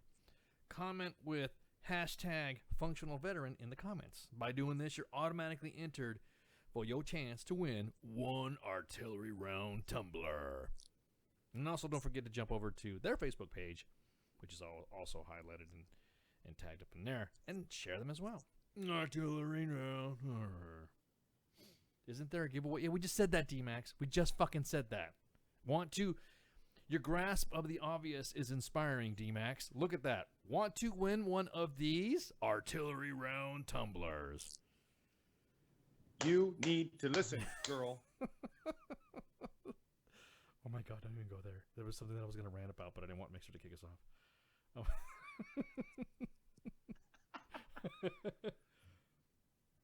Can I just throw in, since we're talking about artillery stuff? Go ahead. I just want to throw in Grey Cloud talking about grid snatchers. I just imagine lanyard lizards wearing the pink hats. Yeah. Lanyard lizards, grid snatchers. That's because I fucking got them confused with grid smashers and so lanyard lizards. The walking rope snatch. pullers. Yeah. I just imagine artillerymen wearing the pink snatch hats. Yeah, exactly. My fault you can't read. It's not my fault you can't read fast enough. Yeah, whatever, D-Max. It's nice. I'm Capman. So this Friday, we got fucking Drill Sergeant High. He's from Angry Cops, so he's gonna be coming on this Friday, and he's gonna be shooting the shit on his, about his Facebook page, Angry Cops, and also take his comedic view on life and times of a police officer and Army Drill Sergeant. Dude is fucking hilarious. The last time he came on here, dude, oh my god, dude, he had us rolling. We could not stop laughing. So he's a good dude. I'm glad to have him back. Next Wednesday, we got Jason Redmond from the Combat Wounded Coalition. He is the founder and CEO of Motivational for Soft Spoken. That's SOF. He spent 11 years as an enlisted SEAL and 10 years as a SEAL officer. And got wounded in September 2007 outside Fallujah while he was recovering in Bethesda. He wrote a book. Well, he wrote and hung a bright orange sign on his door, which became a symbol and statement for wounded warriors everywhere. So he's also the author of The Trident, Forging and Reforging of the Navy SEAL Leader, which details the lessons in leadership and overcoming adversity and diversity through his Navy SEAL career. Okay, I'm going to break balls, dude. SEALs always write books, all right? So he's going to kick my ass for saying this, but that's the mark of a SEAL, right? He's kind of earned it, though. You know what I mean? He's kind of, like I said, you've been wounded. He's 10 years as a SART. Well, no, they don't have SARTs, but you know what I'm saying. No, it's not going to be a death by PowerPoint lecture. Then we got Friday. We got Garrett Goodwin from American Heroes and Camp Thrive. He'll be back to talk to us, let him know what's going on. Camp Thrive is for injured personnel, injured first responders, service members, and veterans. He's an Army veteran, a Leo, and highly skilled medic who's one of the first responders who responded to Ground Zero in 9/11. So, again, go back to discussion of the tumbler. Yes, DMX, I know they have chiefs, dude. Part of the comedic value of the show is that we don't pick pepper out of fly shit. God, I love you, DMX. They have chiefs. Oh, man. Quit being petty, D-Max. They quit, yeah. Ha. Quit being such a petty. Don't be petty about their petty officers, D-Max. So. They have chiefs. Shut up, boys. They have chiefs. So, anyways. Any questions? You guys, is that all right? Was that fucking good to go? That's cool. Can I add a shout out real quick? Yeah, what you shouting out for? I would like to thank KJ, one of our fellow radio personalities here at WTF Nation Radio, for saving my Minnie's ass by sending him a pair of ASU pants so that he could attend my daughter's wedding. What? Yeah, so here's the story. Minnie, driving cross country, blows a head gasket in Albuquerque, New Mexico, flies from New Mexico to California. Somewhere along the way, loses his ASU pants. We don't realize this until 2-3 days before the wedding. So KJ, in all of his generosity, overnighted his ASU pants to my mini so that he could attend the wedding in uniform. KJ, you are the man, brother. I owe you. Holy crap. Really? Damn. Yeah, no shit. That Fuck. actually happened. Fuck KJ. That's fucking good shit, man. We appreciate it, brother. That's what I'm talking about. Damn. Great Cloud, you there? I'm here, man. Oh, okay. I heard you. I heard some squawking, so I was like, oh shit. Squawking. That's all. That's all. MG squawking. No, oh. Pookie, Symbian. Is it? Exactly. We're talking about simians. We're talking about simians again. Not simians, symbians. Grid snatchers. Yeah, grid snatchers. So let's just fucking talk about it right now, dude. All right. I've been kind of like tap dancing around this shit, and just tap dancing around this shit, and I just figured, fuck this. Let's just fucking talk about it now, so that way I'll get everybody fired up. So, kind of getting tired of woe is me shit. I'm really getting tired of it. And we're gonna go ahead and just, open up the third segment, I guess you could say right now. We always talk about stuff in the inbox and all that and all this shit. Lately, what we've been seeing in the inbox on the main page is the fact that we've got a spate, a rash. I don't know what's going on. I don't know if it's an epidemic or something, but brothers, you need to you need to get, if you need, like me, for instance, I got something going on. I was like, yeah, what's going on, blah, blah, blah, blah. And Great Cloud asked me, hey, bro, you doing all right? Yeah, I'm doing good, man. I just got this going on, got that going on. Oh, fuck, yeah, dude. Yeah, dude, it fucking sucks. I got this going on, I got that going. Yeah, well, fuck, dude. If you need something, man, just let me know. Okay, yeah, got you, brother. And then I fucking, hey, man, you got a second? Yeah, hey, I was just thinking about blah, blah, blah, blah, blah. Because if I have issues that I need to talk about, I know that I could just reach the fuck out. I'm not going to go fucking pull teeth. Nor should it be fair to your brothers and sisters, your brethren, veteran brethren, to have to do it too. Because then that's when we get the, well, I didn't know. In the special operations community, an airman from the 93rd ASOS, I think it was from the 93rd ASOS, fucking scheduled his suicide note.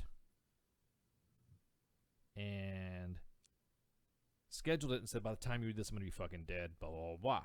Then everyone's like up in fucking arms, man, about fucking, hey, this guy didn't help, blah, blah, blah. I don't need you to fucking do this, and this. Hey, reach out. Fucking done with this shit. Everyone talks about the fucking 22 and all, so hey, reach the fuck out. Part of being involved, some of the tenets we were talking about, CQB is surprise, speed, and violence of action. And part of it is that as you're entering a building and you're climbing into a building, you reach your hand up and then your buddy grabs you and pulls you up and then you both come in and then conquer the fucking objective. That's what it's about. Conquering the fucking objective with your teammates. And then clearing the building and then having your fucking support by fire positions light up the squatters that are out in the back. To me, that's what it's about. It's about you being a fucking man or woman and saying something is fucking up. I'm not going to go fish for it. That's it. It's simple as that. If you tell me you're fucking okay, I'm going to say, okay, roger that. Don't get fucking butthurt and don't go on a fucking mad drunken fury because I didn't ask the right fucking questions if you tell me you're okay, you tell me you're okay. But I'm getting fed the fuck up of, and don't get me wrong, I'm not talking about life frustrations and shit. There's a difference between the two. Yeah. You know what I mean? You didn't get the fucking job or something's going on at work or you didn't get a promotion and you're fucking frustrated and you just fucking vent. Hey, it's totally understandable. Totally understandable. But goddamn, really? Fucking all this bullshit about that stuff? Yeah, I want to fucking help you out. Here's my hand. Take it. Don't slap it away. Don't get the ass and say, well, fuck you, Ice. I don't like the way you're talking to me about this. This is the way I fucking talk. I'm not sugarcoating shit. If you got something going on in your life that is fucked up, I will walk you through this. Let's walk this battle together. Don't fucking quit on me. Here. And that's half the problem, okay? You see all these studies that are done, the DOD is pouring shit ton of money into suicide prevention. because it's this epidemic that's facing the DoD and the veteran community and all this other garbage. And you brought up the 22 a day, right? Everybody wants to talk about the 22 a day. It is an issue, all right? What is the community doing about it? Again, I go back to everything. Every time we talk about something like this, we harp on it, right? What are you doing to help your community? We are the largest community in the United States. There's no community larger than us. Veterans and active duty soldiers, there's no community larger than us. There is no reason somebody should, one, have to suffer anything alone, and two, have, like you just said, fucking, you have to be frank with these guys. You have to walk them through it, and you have to be there. You cannot fucking half-ass it. You can't, because that's when they start to slip away more. You half-ass it, oh, I'm fine, fucking.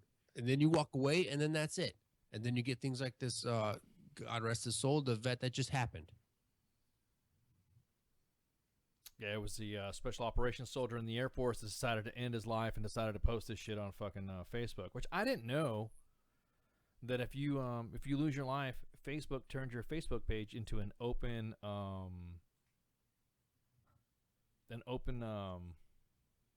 it's like an open memorial. Your page is and then unlocked, and then it'll say, please remember so and so by whatever.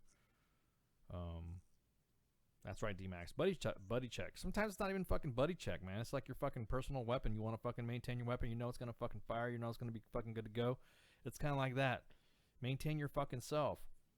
Don't be that fucking hermit that sits in the fucking house and just says, no, I'm fucking good. Are you sure, bro? Yeah. Because I'm gonna walk away thinking that when you tell me you're good to go.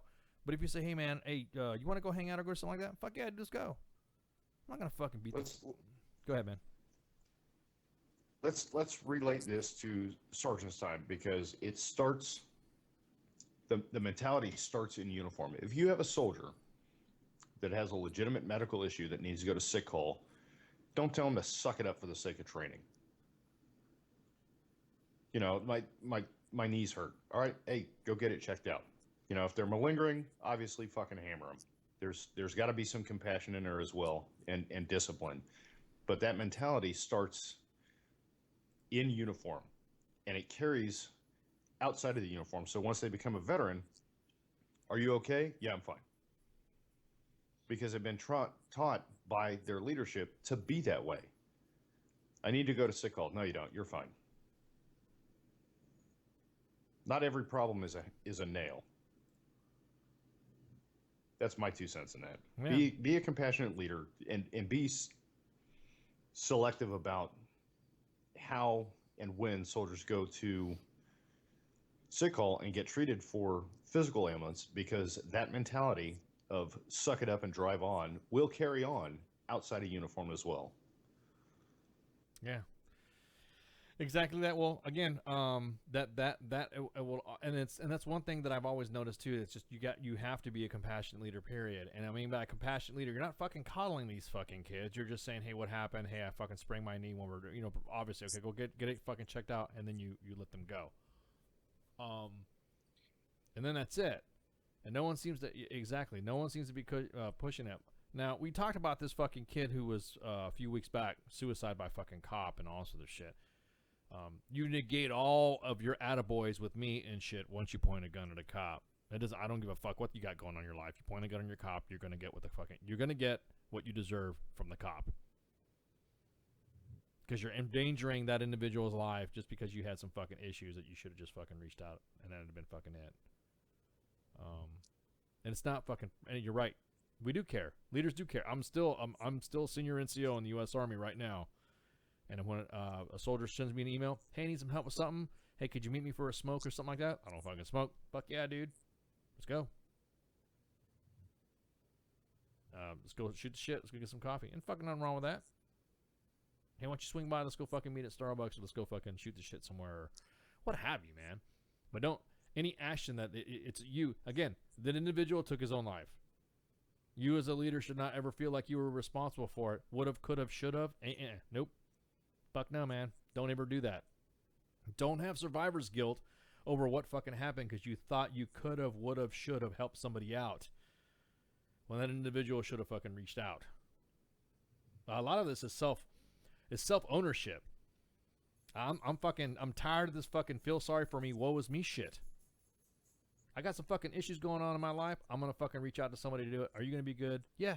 You know why? Because my word is my fucking bond as an NCO and as a fellow soldier. If I fucking tell you, fucking, hey, whatever, yeah, you're right. You could experience some fucking guilt. Some guilt. Some guilt. But I'm not going to fucking wallow in that shit. Nor am I going to sit there and tell an individual that he's fucked up or this, and this. Hey, what you got going on, man? Hey, Sergeant, I got a fucking issue with this. All right, cool. Are we going to be good? You going to be all right, man? Oh, don't worry about it first, Sergeant. I'm not going to fucking, like, off myself or anything. Like, okay, cool. I'm just checking, man. You got to have those fucking frank fucking conversations. Right. And everybody's afraid to have that frank conversation. Yeah. Nobody wants to fucking talk about it. Nobody wants to offend somebody or, God forbid, invade their safe space because they want to check on a fucking troop. All right. It's a real fucking issue. Man, gone are the days, unfortunately, of, and it goes back to, I know we've had this conversation before, squad leaders leading their squads, platoon sergeants leading their platoons, and also building that camaraderie with your guys, right? When I was a young Joe, I can count and recall almost every function we had as a section or as a platoon, and I was always checked on, right?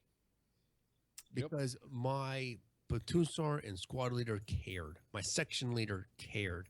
They wanted to know if I was all right. They wanted to know what I was thinking and whatnot because they fucking cared.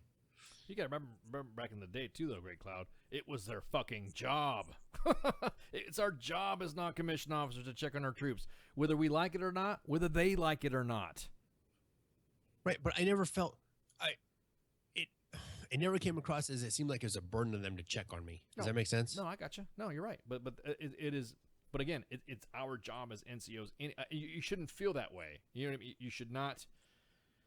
You should not feel like it's a burden because as a non-commissioned officer, as a leader, it is your job. You know what I mean? It is your job to go anyways. It's part of your job as an NCO to go and ensure your soldiers are out. I've had soldiers fucking fight me to give me a goddamn strip map to their fucking house. Like literally fucking get pissed off. First Sergeant, why do I have to give you a strip map to my fucking house? Really, motherfucker? Did you just fucking tell me no? Are you saying no? Well, no, First Sergeant. I just don't see what the big. You just don't see what the big fucking deal is. I don't fucking think so. Give it up. Yeah, no, I don't. It's not a big deal. It's not a big fucking deal. It's more for accountability. Like if you don't show up for a fucking day, they need to know where the fuck to go to check on you. Well, that's another thing too. Well, not only that, but another thing in the event, because then you will get thrown back. It'll get thrown back in your face. Well, first round, you didn't check on fucking soldiers. You don't fucking care because blah blah blah. Well, to me, there was never an excuse. I know where everyone lived because if you didn't give it to me, no big fucking deal. I just went to the S1 shop and got your fucking DD93 SGLI. I had to keep that shit anyway. So Google Map that shit. Yeah, exactly. It was easy to fucking do that, so it's not a big fucking deal. So if you didn't want to fucking give it to me, that's fine. I checked soldiers on and off post. On and off post. Now, what I didn't do is for the guys that lived off post, I mean, obviously you got a fucking warrant and shit, and you can't just barge into a fucking soldier's house. But I'm observant, knock on the door, hey, everything okay? When soldiers have, and I still do it to this day, when soldiers have fucking kids, and you got some buck sergeants that got a newborn, and it's his first kid, and his first wife, and it's a family that just joined. It's just a newly formed family in the Army. I have a heart. Everyone makes fun of me because I can make pretty cool diaper arrangements, and they go, "Oh, first sergeant's got he's got because that's what I do. I get little diaper arrangements and throw some stuffed animals and some baby wipes and some shit like that, and I'll swing by the fucking the thrift store and shit and grab some fucking grab some baby kit, you know what I mean, fucking whatever high chair, just gonna fucking help them out, you know what I mean, just to help out a new family, right? Or talk to the platoon sergeants and say, hey, let's get a fucking hat going, and then I tell my ops NCO or my my early room clerk, all right, and I want you to go Go to Baby R Us, buy this fucking gift card, and then I want you to start buying all this other fucking shit, and then that's it. You know, how do you fucking how do you not say that how do you not know what your soldier's situation is off there? Because then your soldier, when he comes to work, they're not gonna fucking, they're gonna think you don't fucking care. It's like a big circle of sergeant life. You know what I mean? Once you start checking on your soldiers, you know, one thing I hate was when motherfuckers put the what's that one, when they start putting fucking random quotes on their signature blocks. Oh fucking God. And they like put like 5-page dissertations on there. The one that I can't stand because it's horseshit. When a soldier stops coming to you to bring their problem, then you're no longer their leader. # Colin Powell. Fuck that. You are a fucking sergeant. It is your job to know your soldier, period. They don't come to you about that shit. You lead them. You bring as yourself a leader to train them, to know them, to lead them by example. Now I'm talking about fucking work because, you know, it's not even talking about morals because nowadays I don't even go on the personal side. You know what I mean? What? You're going through a divorce? You got 3 fucking girlfriends and you got an ex-wife coming around? Hey, good on you. Can you pay your bills? You know what I mean? You can't. The way the Army has changed its morality now, you cannot get into that position. You just got to make sure that the guy's like fucking not, the guy's kid's okay. They're not emaciated. They're not running around with fucking living in squalor. And you got to make sure that they're fucking their car. You know what I mean? You just got to make sure they can get to work. You got to make sure, hey, and I'll ask them. I'll no shit ask them. Hey, has Sergeant so-and-so, when was the last time Sergeant so-and-so's been to your house? He's never been to my house for Sergeant. Really? Oh, okay, cool. All right. Oh, well, hey, you know, have a good and take it easy. And then I would fucking, the next morning at the platoon start meeting in the morning before PT. So I would not even mention a name or who said it. Hey, y'all need to fucking, just like you check the soldiers in the barracks before you come to work, y'all need to fucking do weekend checks on your troops that live outpost. And you'll be surprised. Yeah, I got treated to fucking, to some fine good cooking. Hey, First Sergeant, we got a fucking cookout going on with my family. You mind, you know, you want to swing by? I'm like, well, there's my cue as a leader. Okay, I could do like a sort of a, like an impromptu fucking inspection, but without inspecting them. You know what I mean? Without seeing. Are you seriously trying to bring back be no do? Oh no, be no do in the 4 C's: competence, candor, commitment, and courage. The original Army values, not this leadership crap. Roger. So that's what you fucking do. You're supposed to fucking know that shit. It is expected to the point where exactly that, Doc. With those Sergeant Morales boards and the Sergeant Audie Murphy boards, which was the precursor to the Army Soldier of the Year competition, where you had to know fucking soldiers. I knew my soldiers' fucking kids, dogs, pets, fish, their favorite colors, their kids' names. There was nothing wrong with that. Some soldiers today will say, you're getting in my business. Well, to me, that means you're fucking hiding something. Soldiers want to be fucking led. And the reason why I say it's a big sergeant circle of life, it's because that's what causes today's generation to have that totality of no one fucking cares for me. I'm going to fucking end it all right now. It's because now leaders have evolved their leadership to where I'm leaving my soldiers alone because they're adults. You're right. They're adults, but they're soldiers. They need to be fucking led. Right. And you as a non-commissioned officer, if you got 3 chevrons on you, that starts the fucking trend. That's where you lead them. So I'm tired of this fucking woe is me bullshit from the fucking community saying that we need to help out and all this other shit. Fucking A, dude. I'll help you out. It is my job to fucking help you out. I'm not going to give you the easy way out. I'm going to help you confront your problems so we can, you know, together we can win the day with our collective fucking courses of action to help you see it through. Sometimes it's just as simple as a goddamn really you were late on your fucking payment on your bill, your gas bill because you didn't have any money for fucking whatever. What are you spending your money on? Has your fucking platoon sergeant sat you down and given you a fucking financial class on how to do some shit? Well, no, for sure. Well, fuck, come here, man. This is easy. How much you spend, how much you get. Let me look at unit. I mean, I have access to the unit commander's finance report. I know how much fucking money you make. Let's go over your monthly reports and let's see what you got. Oh, wow, dude. You make this much. You're driving around in this car. You got this, and this. Well, there you go. Why don't you cut this down, cut that down. Here you go. And here's a First Sergeant gift card for this month to carry over for some groceries. And then you can go online. There you go. Easy enough. Again, it goes back to that. We bring this up all the time here on Sergeant's Time. a handout versus a hand up. You mean a hand up? Yeah, exactly. You don't. I mean, I'm not like giving my fucking. Don't get me wrong. I'm not giving my fucking soldiers. I'm not giving my fucking soldiers 50 spots all the time. And then, That's not what I'm saying. What I'm saying is that helping them find that's a hand up. yeah, Helping them find the resources. Yeah. Helping them It's understand what needs to happen. it's easy. Okay. And God forbid, and personal story quick, the resources are there. Okay. When I PCS from down to Gordon as a young sergeant with two youngins and a prego, right?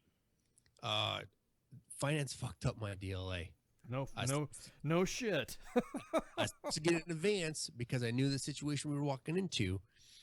We were going to be able to walk right into our home, but I knew what we were going to need because housing let us know ahead of time this way it was going to take X, Y, and Z. So went to finance at a previous location. They said, sure, no problem. I signed the paperwork. Never happened. So I ended up using what we had in reserve to secure our post house. And then I had almost nothing. So I explained the situation, went to First Sergeant. I said, First Sergeant, this is my situation, and this is what I need. He said, Roger, we can sign. So he's go fill this out and bring it back to me. So I filled out the form, the AER form. He walked it over to the boss. The boss signed it, no issues. And then my platoon sergeant took me down to AER. AER, a lot of those guys are prior service. He goes, yeah, let's bump this up to make sure you are covered for the month. And they make sure I was good to go. And that I was taken care of. Yeah.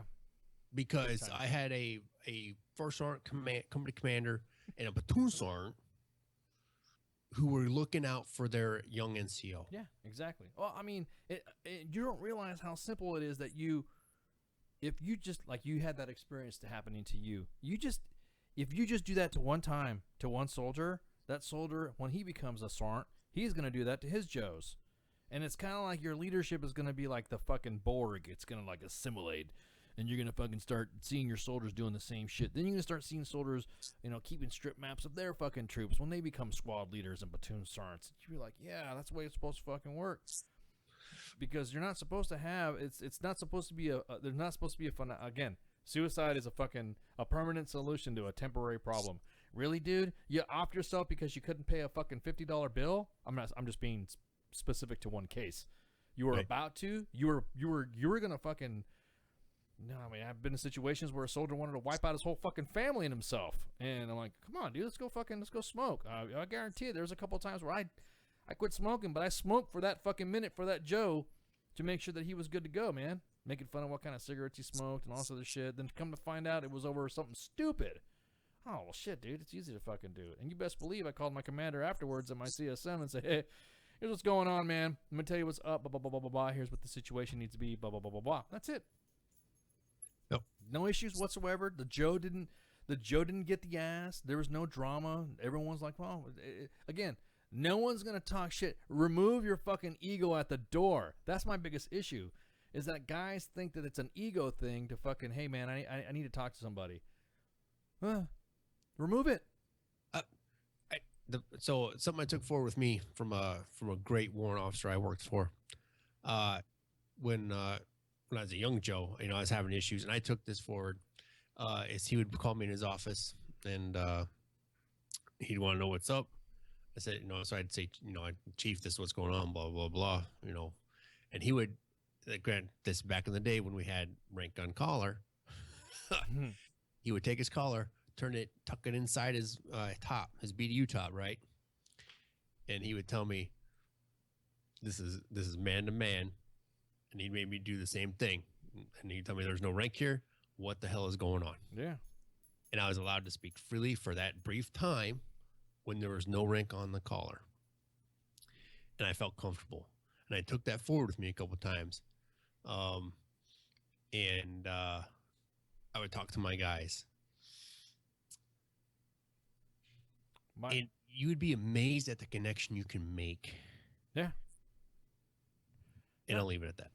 Well, not so much as as the connection, but you bring yourself to a level that they didn't think. Yeah. My Joes used to fuck with me a big time. They're like, First Sergeant, they broke him out of the National Archives, and that's how he was created.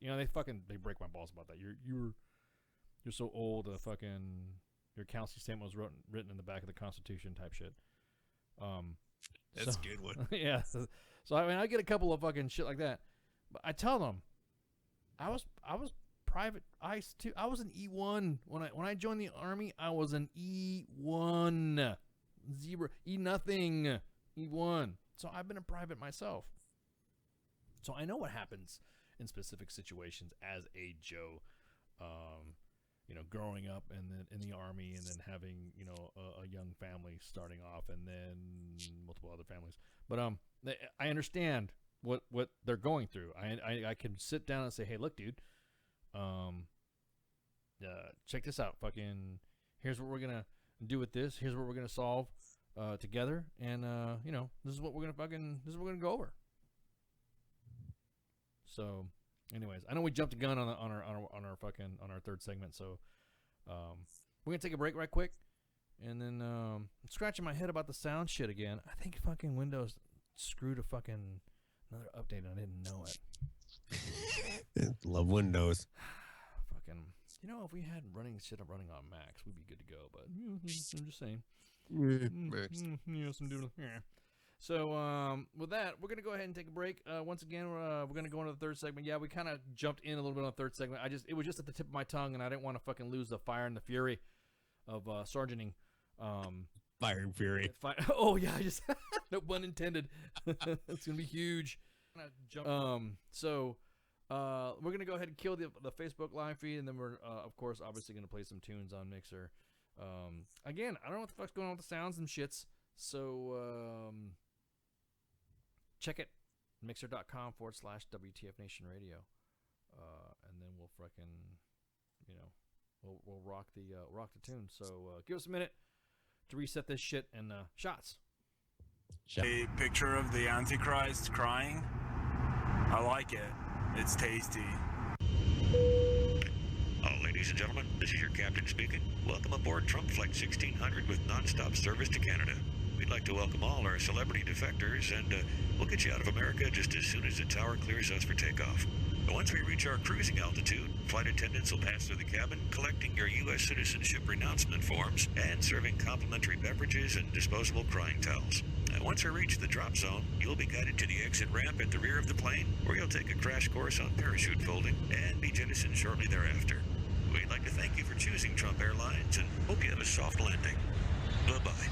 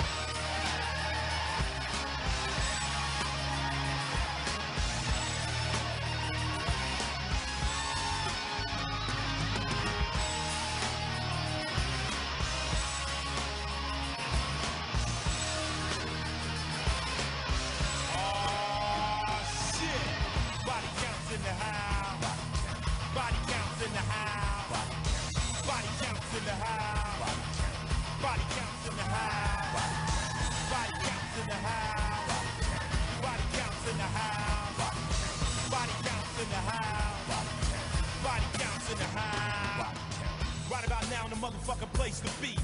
On the bass, I got my main motherfucker called Moose Man. Laying the rhythm tracks, I got the one and only infamous D-Rock in the half. On the drums, I got the one and only Beatmaster V, motherfucker. On lead guitars, I got my nigga Ernie C. And I'm Ice motherfucking T, bitch.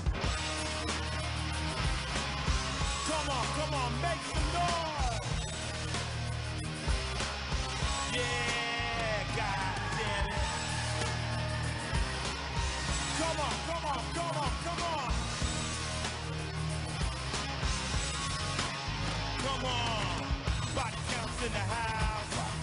Body counts in the house. Body counts in the house.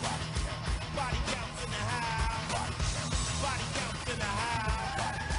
Body counts in the house. Body counts in the house. Body counts in the house.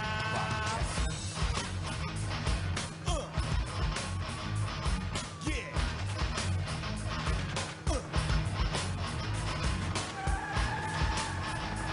Come on. Yeah. Make some noise.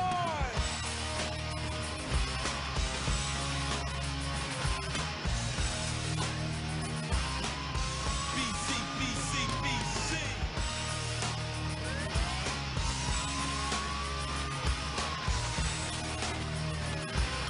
Body count, motherfuckers. Body counts in the house. Body count.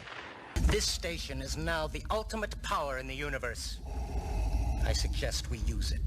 The voice of U.S. Army, WTF Moments. This is WTF Nation Radio. I find your lack of faith disturbing. Everything stated on WTF Nation Radio is to be considered the opinion of the person that stated it, and not an official representation of WTF Nation Radio or U.S. Army WTF Moments. Price does not include tax, title, or license. Some assembly required. Each item sold separately. Batteries not included. Objects in mirror are closer than they appear. If conditions persist, contact a physician. Individual results may vary. Keep out of the reach of children. Avoid prolonged exposure to direct sunlight. Keep in a cool, dark place. And Please enjoy the show. Shots. Good evening, boys and girls. This is Tim Kennedy. I'm a Special Forces sniper, a Ranger qualified Green Beret, a UFC fighter. Please listen to us and the shenanigans that we're going to say.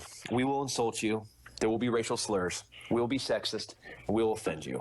But there will be magic, and a unicorn will be raped. So enjoy the show. Thank you for listening on WTF Nation Radio. And we're back. Raping unicorns. Talking some shit. Fuck, dude. So I didn't mean to go off on that fucking, appreciate, well, damn, dude. Thank you for, your support. Yeah. So, part 3 of Sergeant's Time. We normally go through the, inbox and shoot the shit about this stuff, but man, I was telling Grey Cow, I wanted to get this out of my system so that way I didn't forget about it, and I didn't want to let everybody know how I really felt about a situation, and that's why I threw a bunch of disclaimers out, because I didn't want nobody to fucking say that it was all my fucking fault that someone did something to themselves, even though it had nothing to fucking do with it, and it wasn't me at that, if they've gotten to that tipping point. All soldiers are entitled to outstanding leadership. We as NCOs are supposed to provide it, not fucking pass the buck. Not talk shit about whatever. Or tell the soldiers fucked up. Am I happy with what we have for soldiers these days? I tell you what, they're fucking some smart kids coming in the Army now. Holy shit. Oh fuck, dude. I mean, there are more degrees coming in than when I came in. I mean, fuck. No, there is no sign-in roster here at the U.S. Army WTF Moments, WTF Nation Radio, Functional Veteran Center of Excellence. Nobody graduates because everyone here is consistently learning, to include myself. I am just a host on the show, man. So, again, this is purely a learning experience for us. What Sergeant Time is all about: hip pocket training for the mind, to get you fucking get you on your get your mind sharp, get the edge on, so we can all do this battle together. To give you the tools that will assist you to win the day. Win the day. Ready to fight tonight. Ready to fight tonight. Sorry. Gonna fight little hint for me. Ready to fight tonight. Arrgh. That's too much. Sorry. That's too much. I just think it's fucking funny because it's ready to fight tonight. But yeah, man, just one of those things that we fucking let's see what we got brewing in the fucking inbox. I'm looking at. I'm trying to pull up the inbox right now. See if there's anything good. Yeah. I will say this though. Hey, Wolfhounds, I don't know where the fuck your sign is at. I was just breaking balls. I was just preparing. Okay, so we post the staff post, I should say just we, but everyone, individuals who work on U.S. Army WTF moments, we get tantalizing little targets of information when it comes to a guide on or something that is important to a unit. I think the Rakkasan's got like this fucking thing called a Tory, and then everyone, fucking steals whatever version of such item. Well, the Wolfhounds, somebody stole their fucking sign. Hold on. So how the hell do you one? That's impressive. Two, how is it not secured that another unit and or persons are able to steal your fucking sign? Well, the thing is that it's not so much stealing the sign. I don't think it's stealing the sign. I just think that it was a prank gone bad, and somebody who owns the sign said, I don't want to give it back because I'm in trouble, or I'm going to get in trouble. And so, remember the 420, I think it's the 427 Wolfhounds, Arctic Wolves or something like that. I can't fucking remember who it was. Because I pass by the inbox once in a while, just in my travels, and I go, oh, look, what is this? And then the next thing you know, I see freaking this thing. Hey, okay, ha ha ha, all fun and games, but how about you give up that sign? I'm like, what are you fucking talking about? I'm like, oh, you mean this sign? It's in my garage. And I was just joking, okay? I don't have this fucking sign in my garage, okay? I really don't. And they got everybody all freaked the fuck out because why is this garage? I do not have this fucking Wolfhound sign. I don't even know what the fuck it was. Did you tell that to the XO? Yes. I told the other boss. I told WTF leadership on the main page that I do not own I do not have it. I was just breaking balls, and I was just breaking balls. So that way there's nobody fucking scouring, individuals, senior NCOs, looking for a fucking sign. So it was like, haha, very funny. You could give the sign back now. We want it back. And I'm like, oh, you mean this one, the one in my garage? And then they got fucking. Everybody got butthurt. Everyone got butthurt. So I do not have your sign, Bloodhounds or Wolfhounds. So I'm not gonna even begin to tell you all. Hey, we have the main page has a strict non-disclosure policy. Hey, let's start some tinfoil hat shit here, okay? Okay, let's go. The main page is about ready to get whistleblower status protection, so that way anything you say on the fucking main page, you're gonna get protected. Is that pretty good for a fucking tinfoil? I saw that. Yeah. I saw that. We are cited somewhere. Yes, we are cited in an official whistleblowing, and we are cited in a document. I'm not going to talk about the document because I don't want this individual to get fucking hammered, or have somebody think that this individual is permeating. But leadership, knowing your soldiers, this individual was talking about knowing your soldiers and all that. And so when it was cited, here are some of the information where you can know your soldiers and understand the pulse. And they start going over almost the same to akin of a whistleblower, like the IG, the chaplain, the PMO's office, the provost marshal's life loves in peace, and U.S. Army WTF moments. Yeah. So, man. So that's kind of like, is that like a big deal? Kind of when it's so it goes back to some of the things that we're doing on the main page. We're doing, to coin the phrase, extreme vetting of some of the bigger stuff we're seeing, right? We're following that mindset of, we want good quality stuff, we want good quality product to be out there. At the same time, as the nation has seen, we're not afraid to admit when we were wrong. Of course, we've had members of our staff resign due to this. Yes, by the way. But we're not here to talk about that. Nope. But we're starting to be seen as a no shit force amongst the Army community. But it's not entirely intentional either. I mean, we're just throwing some jokes and looking at some fucked up hair and vehicles rolling over and Major's hair. What? Oh, too soon? Yeah, too soon. Too soon. Yeah. But no, it's it's a product of, I don't want to say this. It's a product of us doing in providing an excellent service to our audience. Yep. Who are vets and active duty service members. Yeah, I mean Go this publication, as soon as they said whistleblower, and knowing your soldiers through that way, this individual who authored this document, I think is a genius. The reason why I say that is because he's not running away from what the main page provides. No.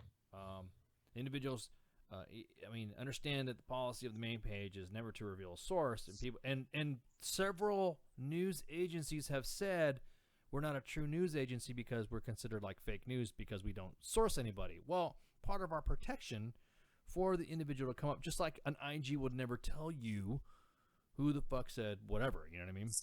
Here's my problem with that piece is how many times do places like CNN, Fox News, and MSNBC, an anonymous source or source with connection, blah, blah, blah, says this. How is that any more reliable than what we're providing? Oh, I agree. If anything else, it's even more reliable because we're not going to go through our vetting protocols, but it's vetted. Some of the shit that we go through is pretty vetted. To the point where we have other organizations within the DoD tell us, "Hey, we got this. If you just, if you let us handle this." I don't want to say it's almost like they're say, "Please don't say this," type shit. But it's almost that like, "Hey, we got this, and we'll handle this, and we'll keep you posted." And I think that's fucking badass. You know what I mean? I think that's, and it's, again, this is all unintentional. The fucking main page started off as fucking tit jokes and getting banned from fucking Facebook for throwing a couple of remarks out and making fun of soldiers' hair, or making fun, like I said, making fun of fat soldiers or dependas, what the fuck they post on a vehicle, whatever. Somebody with their 201 file on the back of their fucking car that thinks they're too fucking hua. The beard movement, you know, shit like that is what the main page makes fun of, and then slowly but surely it's now come to a sourced, like literally is a sourced, I guess you'd say a sourced fucking entity to some of the shit that we have now. It's almost like the PAOs have no fucking choice but to talk about us now. In PAO circles, they get the fucking ass because we're out there. Right. So and here's my take on that is they get the ass because look how long it takes them to get the party line, as it were, out. Well, time the party line is out, we have already at least vetted several sources, and we're starting to piece together a story. Well, I'll say this: I had a PAO talk about some stuff like this, and this PAO, I'm not gonna say male, female, whatever color, whatever post, whatever. I'm just gonna say this PAO said that that there's fighting going on within PAO right now, like within the PAO, like the PAO, the guy, people who runs the fucking PAO. Yeah. There's some infighting going on because there are some that are just like, whatever, and then there's some that think that the main page needs, and you know, that the whole entity, the whole WTF Nation enterprise needs to be fucking eradicated. Because they scared. Well, no, it's like you were saying, it's due to the fact that it's like this. You got motherfuckers that are well, like you said, we get the information, it's vetted, and it's thrown the fuck out, and it's I think it's unadulterated. I think the information is about as pure as it fucking gets and raw.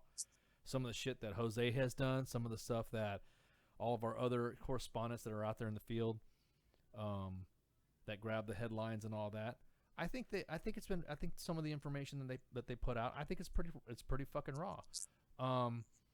Like you said, there's no Because from what I was told by this PAO and the PAO circles is that some commanders will sit there as the story is unfolding and say, leave that out, leave that in, leave that out, leave that in, leave that out, leave that in. Yep, don't say that. Nope, say this. Make sure you put this in there. Ensure that the command is being represented, that they were involved in this. That's literally what I got fucking told, and I was like, are you fucking shitting me, dude? Well, no wonder the fucking main page is fucking kicking your all's ass. It's because it doesn't, and again, like you said, we've had some misfires, but that's been dealt with. But I'd say, okay, fine. Out of the 99.9999999% of the fucking stories that we have thrown out, 0.5000001 was a misfire by one stillbirth. How about that? Yeah. And again, we owned it. Yeah. Exactly. So,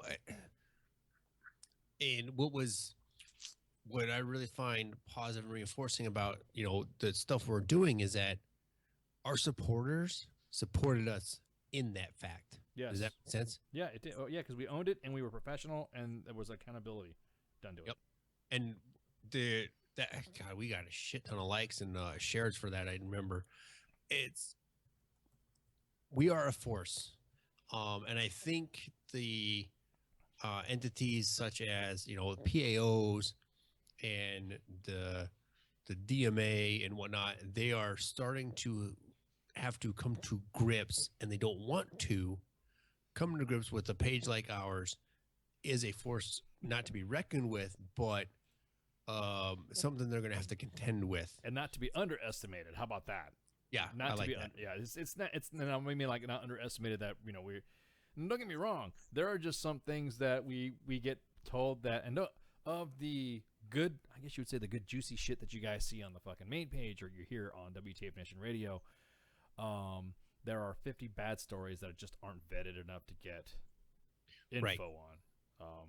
That we're not going to sit there and say, oh, let's just do it. Just fucking blast it. I mean, there are some times where I've seen some stories in there where I'm like, yeah, just fucking do it. Just to fucking, because I want to see shit burn. But, and then the boss is like, no, Ice, we're not going to talk about that. Wait till we get this. I'm like, roger that. Yeah, he's a real downer when he comes across with that garbage. Yeah, but then there's some times where he's just like, motherfucker. Yeah, sometimes when he goes Scorched Earth and he's like, help Jose. I love the help Jose missions. They're fucking awesome. But again, it's one of those things to where I'm glad that within the PAO circles, they're seeing us as, like you said, it's not to be underestimated. It is something to where the fact that it's going to happen. If something happens in the Army, in the Department of Defense, hell, even around the world, we're going to know about it. Yeah. So some wise ass in the Facebook live chat said that he heard Army Times are huge fans of our page. Very much so. How is Jose doing? Jose's doing pretty good. Jose's actually Jose is on multiple assignments. You guys got to remember when Jose throws out the stories, he goes out and goes to one story, then follows a lead to another story, and follows a lead to another story before he gets back and does his final report. His van replaced, by the way. His van is replaced. He actually has it in storage somewhere because he said now where he's going, he's got to do some flying for some over and about areas where he can't take the van. Oh, that sucks. Yeah. So I mean, understandable, but yeah, he goes out and does his stuff, and then he'll ping me about some shit, and it's like, hey, I need you to run something down for me. Do you know about this? I'm like, yep, and all that. But the Army Times, that organization has cited us, has cited U.S. Army WTF moments on a lot of things. I almost say to like the chagrin of what happens, because you notice they talk about this big story, and they'll go over all the details of the story, and then at the bottom they'll say as cited by or by highlighted by the, but we don't care. I mean, exactly. We don't care.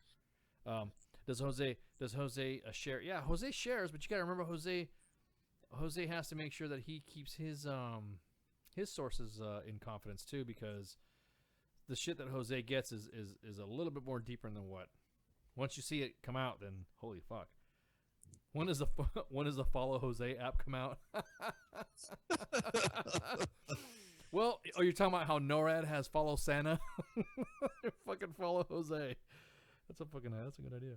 Awesome. But my biggest thing is that, again, some of this stuff it isn't. I don't think it was intentional. No. But the only person that would be able to answer that is the boss. Yeah. Seriously. Where he saw it when the concept was created to where we are now.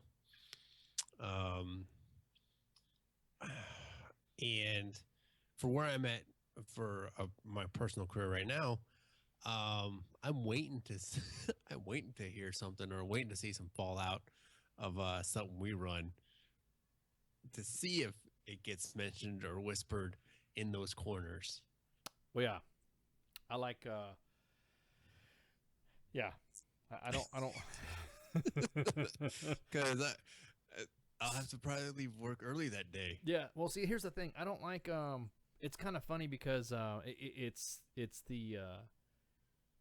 I'll get, hey, check this out. Have you noticed this? And then the people that I talk to in the PAO are like, fucking WTF again. I'm like, oh, what happened now? I act like the innocent party. Oh, what happened now? And yeah, they fucking wrote about this, and I tell you what, blah, blah, blah. So Joseph GM in the Mixer chat, Army, Navy, and Air Force and military times are owned by a private entity. They are not ran by the Defense Media Activity. They are privately owned and privately funded. Well, they're actually by the same company that owns USA Today. I do believe so, yes. Yeah, so they have a... So they have a slant, obviously. Yeah, or they can't, let me rephrase. The outside look, based on the way the other news entities are ran, that conglomerate owns, would tend to one to believe that they have a slant when they are published. Correct. Some of it is... I mean... I know some of the stories that come out when you see the big headlines in any of those publications, just like any other publication that you look at on a newspaper. They'll see page 10 for some big story, then it's a small blurb or whatever. It's just the style of their the way they do it. But yeah, I mean, what's that saying? But we got government pay them to get all them papers or every single post. They corner the market. Until there's another, if we had a newspaper, oh my God, it would be so hard. It'd be so hard. It would be so hard to fucking do. You know what I mean? Because you got to remember, it's hard to infiltrate something, because you got to remember, every time you do something like a concessionaire at AFES wants to compete for something, you got to talk to AFES command. You know what I mean? So if you go up and say, "Hi, I'm with the WTF Nation Radio and U.S. Army WTF Moments, and I'd like to open up a concession stand here. A paper stand here at Fort Bliss." And damn it, fucking per sec. I want to open up a concession at said mini mall here at said PX. I want to you'd have to compete with fucking you have to tell the PX who you are, who, you know what I mean, who owns you and shit. And they'd get the fucking they'd want to know who's what. They want to know how, you know what I mean? Because that's, once you start doing some shit like that, then that's when they're gonna want to know, well, who speaks for, WTF Nation Radio and U.S. Army WTF Moments. Who would you say? I mean, what would you say? Did you say Doc Madness is the Yes, because that's the one we want out front. That's the one we want. That's the one we have. We have Doc Madness be like the official. You know how like they have big press briefings and shit, and they have like the podium with the mics. Oh my God! You have Doc Madness out there talking, and then he'll be sitting there saying, "Yeah, so Mr. WTF, what was your name? Doc D-OK Madness. Okay, sir, how do you feel about the current administration doing this? Does his dick touch his ass? Fuck him." You know what I mean? You know, he'd fucking. That's how he would do a press con. How that would go down. Yeah, exactly. He'd go down just like that. I think these fucking plebs are fucking autistic, and that's because they don't have enough memes in their life. Things would be through the roof. But does your dick touch your ass? Oh man. Yeah, kind of like. Oh yeah, exactly. Just print them out online, and then. Well, you know, we do have a page at armywtfmoments.com. We do have a webpage, and it does. It is a periodical, I guess you would say, updated with a lot of stuff. We have. Which reminds me, I think I got to ping the boss about my next article. Yeah. Oh yeah. We have some other articles that are going to go up there. We also have U.S. Army WTF Moments. We have U.S. Army WTF Moments News Team. If you look at some of the stories that the main page has published, and you go on to U.S. Army WTF Moments News Teams, you will see other stories on there that have been archived on that page as well. And it's not so much of a you know, as an interactive page. It's U.S. Army WTF Moments News Team. That's where Jose likes to, you know, interact and do some stuff. It's fairly new, but you know, like the latest stories of the Marines that were lost in the Osprey crash, the 2 soldiers that were killed in Afghanistan. So it's pretty up to date information. It's uploaded with stories every week of what's been on the main page. That way, if you need to find a specific story, you could go on to that Facebook page and then check it out, and then that will cite whatever, which will also link to armywtfmoments.com, Jose Cantina. Right. WTF Nation Radio's tab is on there. So there's a lot of stuff on there that we have sort of a I guess you could say we have a little conglomerate going on too, I guess. What? No. I mean, well, okay, there's only 3 pages, but no, I'm just saying that it's kind of, it would be kind of hard to do something in print. Only due to the fact that our facilities are far and wide and small, where we have our specific news bureaus. It'd be kind of hard to fucking just sit there and Doc Madness would be, you know, broadcasting or fucking saying his news conference from like a Starbucks. So this dickbag told me to fuck in. Oh, we don't play that. Yeah, exactly. Oh man. What's up? Oh yeah. Hey, we post some of the stories that we get. Obviously some of the information. Well, you're welcome. The some of the stuff that we get, we have to vet, and we got to make sure that our writers, our writers of the few, they're busy. So once the big boss starts stacking fucking paperwork on them, they crank out as fast as they can. Yeah. Hold on. So I want to touch on that really quick. Yeah, go for it. You mentioned a key point right there about being busy.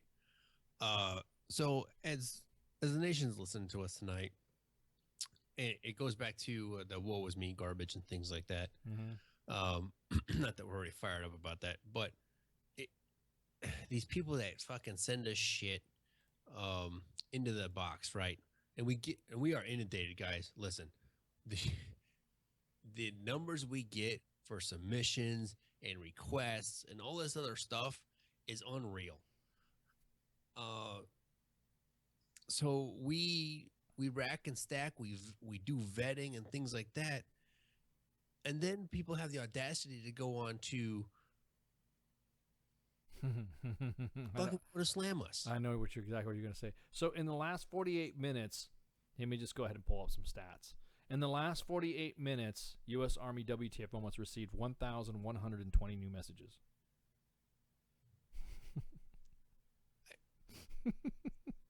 Fuck. I mean, exactly. So, which page are you talking about, Casey? You're talking about the U.S. Army WTF Moments News Team, or you're talking about armywtfmoments.com? Those are the two. One's a Facebook page, the other one's an actual website. So 1,120 in the last 48 minutes, the main page has received messages. So like Great Cloud said, when they come fast, quick. And so the team attacks the inbox and has to vet through to where is this worthy of Jose to pick up, so that way Jose can go get his DTS shit started, or for some of our other correspondents that we have. We have other correspondents that you guys really don't know about because they're in out and a busy, and it's not like Jose where he gets busted. He'll just get kicked off of installation and that's it. If these other individual correspondents get busted, they'll lose the story completely, and that's it. So we're not gonna fucking. But anyways, there was a story about the soldiers who were revealed to be illegal aliens, and then they were deported in the military, and also veterans that were deported. That right there was a correspondent where he was at on assignment. Had his PERSEC been discovered, and he would not have been able to have the access for some of these stories. So we have other correspondents that do some really good fucking shit. And then we also have some of the guys that are out there downrange doing their stuff that would compromise them. So, 1,120 fucking messages in the last 48 minutes. So, guys, don't get discouraged when you send us stuff, first off, okay? And then work with us as we fucking, Joseph GM, real quick. We got Twitter, too. Yeah, I forgot about that. We got Twitter. Yeah, Twitter. We've got a lot. I totally forgot about Twitter. Damn, we do got Twitter. ArmyWTFMoments.com. You'll be able to see the little Twitter linkage. But also, you two need to have a conversation just to confuse people. What are you talking about? Man? Don't get frustrated. Don't get frustrated about it. And, a lot of times we respond, the big one that blows my mind, okay? And this is the one that really drives me nuts, is that when people send in, this so-and-so is MIA, or, the missing ones, right? Oh, yeah, the call for assistance, or the BOLOs. The BOLOs, right? Yeah. That's the one that really drives me nuts. Guys, I'll throw this out here right now. We want to deal with the family directly. Okay? And we understand. We want to find our brothers and sisters, right? We want them to be safe. We want them to be found alive and get the help they need, or whatever it is. Okay? We need to deal with those individuals who directly are related to said individual. We will usually respond with that response, and let you guys know that. So don't get all fucking pissed off. Don't get flustered, man. Holy shit. Inbox with us if we don't say, hey, we can't run this yet, blah, blah, blah, because we want to vet it with those individuals who are directly related to said individual. Oh, yeah, don't forget we got Instagram, too. Oh, Jesus, do we really? Yeah, we have Twitter and Instagram. Fuck. Yeah. Twitter gets the more official following with the grabs, like that one time when we started the Twitter war with the 82nd and the 101st. And then we just started another Twitter war between infantry and armor, or was it the Navy? And it was during the Army Navy game too. We do some of that stuff on Twitter, but we also have Instagram stuff. Jesus. Yeah. We're everywhere. Yeah, we're everywhere. So we are Legion. But yeah, ArmyWTFMoments.com. So yeah, don't. Again, I don't want to beat a dead horse, but there's some people that don't know. Okay, we get a bolo coming off. Someone says, "Hey, my dad is missing." Like, no shit, my dad is. So we got this in the mail. My dad is missing. This is what's going on. Can you help me find him? Okay, we want some 5 W's. Last place. What does it go by? Blah blah blah. Age and all that. That's good to go. What we typically don't answer to. What we won't answer to is when we have a please share and then blam. That's it. Yeah. It's just a please share. Or hell, sometimes it's not even just a fucking please. It's just a link of somebody who's fucking missing. And that's it. You're not helping us out. So if you are a family member and say, my dad's missing, here's his information, here's what he goes by, here's his age, here's where he was last seen, he was headed for this, he was for that, he was this. Those are the That's the information that we're going to need the most. We have call for assistance, which I think for call for assistance we've been pretty good on those. Somebody who needs help moving, somebody who needs a house, something for the house done. What other ones we've had? We've had hospital visits and stuff like that. But so the last note I want to talk about a year ago, an Army nurse was counseling a civilian that worked for her, and she said, "Hey, I don't like this guy. I don't want to be alone with this guy. This guy fucking creeps me out, and I want to make sure that." And everyone said, "No, you're fucking blowing it out of proportion. He's not dangerous. There's no fucking way this guy is gonna do this. Is posing no harm or whatever. You're just being too hard on him." Well, her being the OIC of that said department, she at every right had to question. You know, if you're supervising somebody who's a civilian, and you have every right as a military supervisor to counsel the individual. The individual didn't like what she was saying, so he grabs because they were in a hospital and he had access to caustic chemicals, lit her on fire and stabbed her at the same time. So she survived the injuries. Now everyone's feeling fucking sorry for this dude. Now he has legal representation, and it was a post that we did about a week or so back of the lieutenant who was scarred, and everyone's like wondering, what the hell happened? Why are you guys doing this? Why are you guys posting this up? It goes to show that people have short-term memory on some of this shit.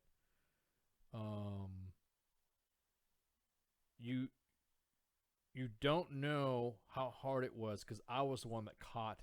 That was a story. I think it was me, you. There's somebody else that caught that too. It was another member of the staff that we caught that when it first came out, and I was just in utter shock that this fucking Army hospital. I think it was like Fort Sill or something like that, right? Was it at Fort Sill? Well, let me look it up. And it was again. She'd already told everybody that she doesn't feel safe with this individual. This guy's mentally unstable. Everyone said she was fucking overreacting. Everyone said that no, we don't know what you're talking about. There's nothing possibly wrong with this dude.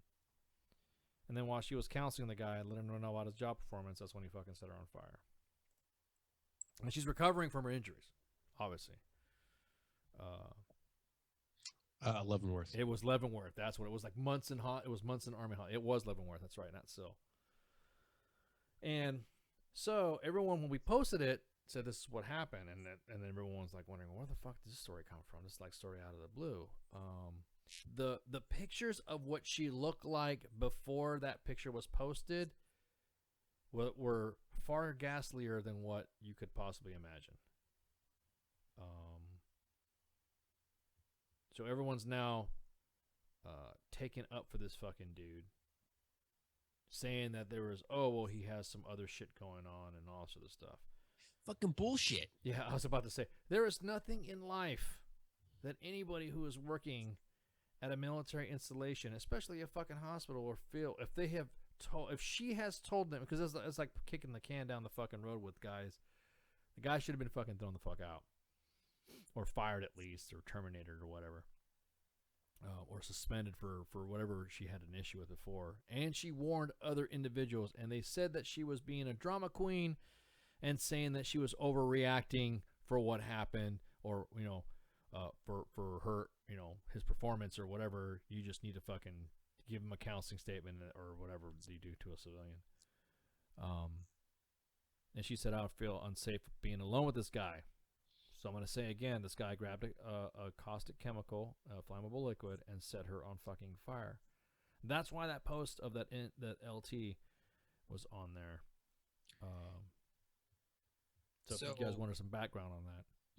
But you're right. That's right, Brad. The chain of command and everyone in that word failed her. The reason why I fucking say that, what was going on, is because there was a GoFundMe post that was done at the time it happened. And now I'm going to get into the GoFundMe stuff. There was some stuff that the husband had to deal with big time while he was attending school there too. and everything had to get stopped. There was a lot of family stuff going on at the house that he needed to. I mean, sorry, it was a family member that set up the GoFundMe. It was vetted. It was a legit GoFundMe, and then fucking that happened. What we're starting to see now is the GoFundMe's go out of control. What were you gonna say, Great Call, before I go on to the? No, I was gonna say that if you're gonna bring up the GoFundMe's, Yeah. GoFundMe's. There's a saying about individuals who like to be in the know and like to do things with intentions of being that righteous individual to save the day. It's hard to explain to anyone that why do you fucking need a damn GoFundMe for somebody that's like, for instance, we've had GoFundMes for the 2 soldiers that were killed in Afghanistan. Kind of don't like doing the GoFundMes on that when there's already benefits in place for the family member to go through. Right. So what? Oh my God, there was one. What was it? Was it today? They were trying to get a GoFundMe for their girlfriend's husband. Oh, I know what you're talking about. It was the girlfriend's husband's dad or something like that, or some shit like that. Yeah. My girlfriend's husband's dad. I'm like, what? How is she a girlfriend if she's got a husband? But there's a saying that goes, there's a saying that's villains who twirl their mustaches are easy to spot. They camouflage, they clothe themselves in good deeds, and they're well camouflaged. And there's always those type of individuals that are waiting for the right fucking climate to flourish, to spread fucking their righteousness about because of it. I'm not saying that I'm not supportive of a GoFundMe account to go somebody, whatever, when there's already a benefit. But we don't know. We don't know. It's hard to sit there and tell that family member, "Hey, who are you?" Well, I'm a friend of the widow of whatever happened, of whatever. Never flies. The five times removed. Yeah. So here's my, and I know we talk about this a lot. I get it. It goes to the handout versus the handout. Yep. And we vet when we do a GoFundMe, as you know, Ice, they are vetted very, very well. And we do them very rarely. The one that always pulls on my heartstrings, the helmet. Oh yeah, the kids, the little ones. Yeah, I'm two things that should never suffer are kids and dogs. Yep. Period. So yeah, the GoFundMes I agree, are a little bit out of control. Okay. If you want to GoFundMe, fucking build it. But if it's something fucking cheesy or whatever, or dad of the husband's girlfriend's father twice removed, fucking don't bring it to us. Period. If you're going to bring it to us, it better be at the fucking gold standard, which we will never tell you what the gold standard is. So there. Yeah. But again, it's a handout versus a hand up. All right. Now, don't get me wrong. GoFundMe, crowdsourcing, things like that, they've come a long way in helping people get to reach goals, dreams, and things like that. But they're a little bit out of control when they're coming to the page.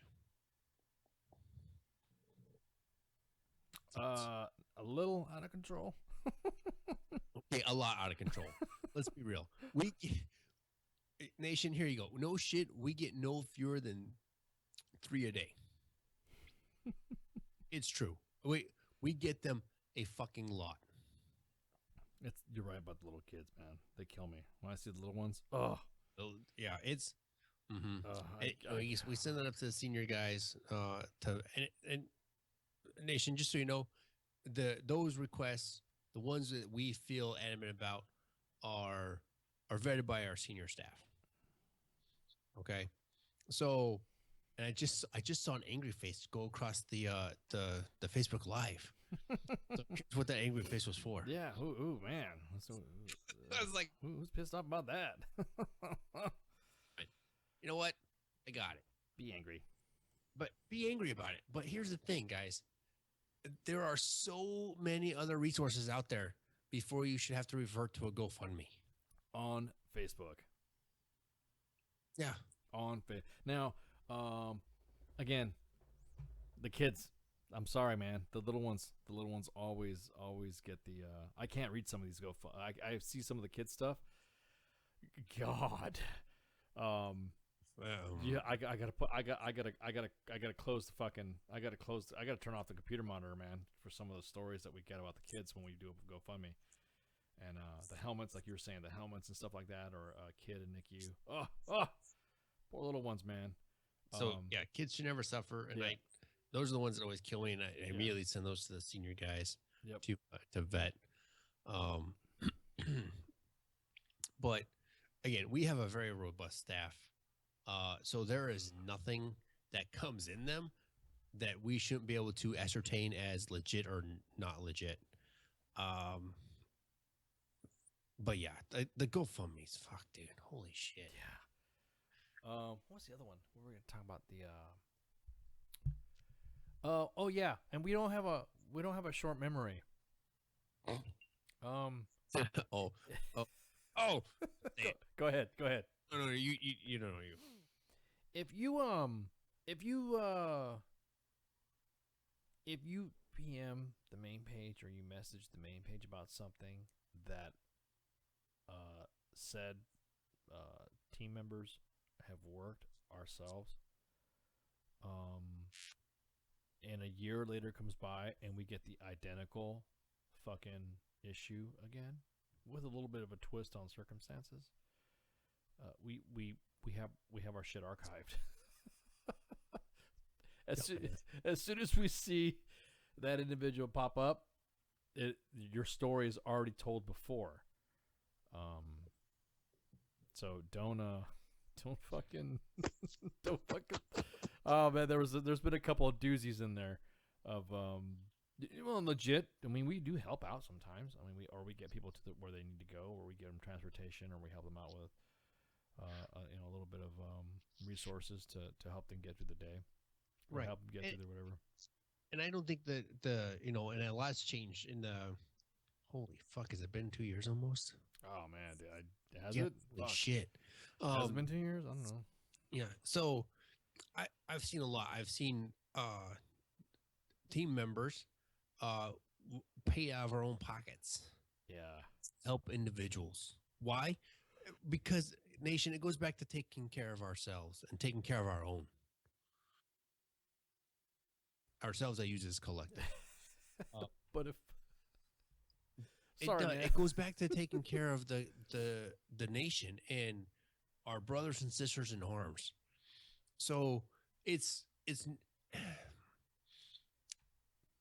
we have no issues with it. Why? Because it comes back tenfold. It's paying it forward. So yeah. But if you have gotten yourself back into the same hole again, that's what I'm talking about. We know who we don't have a short memory. We do know. I guess that subject of the nurses still, or the lieutenant still be discussed in the Facebook live chat. Yeah, you're right. Fact that did happen in the hospital makes it even more wrong. I agree. She was the OIC of that department. If she said, "Hey, she feels uncomfortable with that dude there," then it should have been no issue. It sucks. It really does. But again, we have to keep saying this to you guys, so that way you guys can understand and ensure that when you're passing information out and saying, "Hey, look," before you do a GoFundMe or before you request a main page or before you talk about it, just let you know that, hey guys, we do appreciate y'all support. We do appreciate y'all hanging out with us and joining the follies that happen on WTF Nation Radio. But yeah, I just sorry I jumped on the third segment a little bit earlier than normal. So it was just fucking. Fire and Fury was going, man. Fire and Fury, huge. Huge. But does your dick touch your ass? Oh my god. But yeah, I don't know. We'll talk about that later. With him being our official, we should have him an official spokesman for the for U.S. Army WTF moments to see how that happens. Podium. Get him a podium. Yeah, I like to first start off with "fuck you" and here's a meme. Shit in a bag pogue. Yeah, shit in a bag pogue. Hey guys, thanks for listening. Sergeant's Time tonight. Myself, Grey Cloud, Mike Golf. Again, every night. 20 to 2300, weather dependent, of course, and the interwebs and power and life and all this other stuff, eclipses and zombies, dogs and cats living together. We try to ensure that we give you guys a quality show. Your feedback is definitely appreciated when it comes to some of the sound and stuff like that. I don't know what's going on with my shit, so I think again I'm broadcasting the same way I broadcasted before. I'm just gonna have to play with this stuff here and fucking see what's up with the interwebs. Maybe Al Qaeda's trying to get in my shit. But every night, so we got today, obviously today starts time. Tomorrow we have Friday Night Freedom with Minx and the Mud. Saturday Night Savage with Jay Reddy. Sundays the Stoners. Monday edition with myself and Cuffs, and then Tuesdays tied up with Minx and Grey Cloud, and Wednesdays WTF Wednesday with Jim Beam and the Pokes. And then bring it back to Sergeant's Time. Again, give it some time. There will be a daytime show coming back. Just hang in there. There's a lot of things we have to work out in the wash to make sure that things happen. And then once it happens, then yes, we will have another daytime show. Come back again. We're setting things up. So once again, don't forget the our little giveaway with the artillery round tumblers. Artillery round tumblers. So again, go to www.facebook.com, WTF Nation Radio Facebook page, and then if you're not already liked the WTF Nation Radio page, same on you. Do it now, and don't forget to share the page with your friends since you're already on there, and then like the pin post that you see on there about the free artillery tumbler, and then share the post on your timeline. Comment with #functional-veteran in the comments. And then by doing that, you're going to be automatically entered for your chance to win an artillery. God, I can't even talk. An artillery round tumbler, dude. Fuck, man. Again, you know, I didn't say I had this problem when I was drinking before when we were doing this, and I was laughing. Cups was laughing at me because she was like, she was making fun of my slur. Never Durga, you took artillery round tumblers. So, if you guys check out Facebook Live right now and Mixer, I got the image up on, and that should be it. You got anything for me? You good to go? Nation, be smart out there this weekend. That's all I'm going to say. Oh, you know something we don't? You know something we got going? You know something we don't? What are you talking about? Be out there, be safe. I just want the nation to be smart out there because stupid hurts. That's stupid. Yeah, stupid does hurt. So, I GoFundMe because I can't afford a big Bertha round. Oh man, you ain't lying. Oh, I know. Let me say this. I need to... Nation, stupid hurts.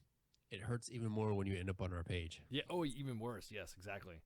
And get a haircut. Get your hands out your pockets. I'm going to go ahead and kill the Facebook Live feed. I'm going to throw some tunes out here to do more testing with the sound. So with that, y'all have a good one, and I'll talk to you later. Shots. Fury of a high nigga. When I get busy, throw your hands in the sky, nigga. I got the illness of the ill mentality. Niggas be grabbing me, knowing that they'd rather be stabbing me. All up in my back, trying to take my trap. When I used to sell crack, I ain't had problems like that. Street rules, watch your pockets and your jewels. A nigga front don't get to the fool. Next when the move is getting blasted, stink sewer flows from the ill ghetto bastard. As I release masterpieces like adhesive, stuck to your ass like tissue when you're wiping fast. MCs have a hard time believing I'm up for death, hard to kill like Steven. When Jake come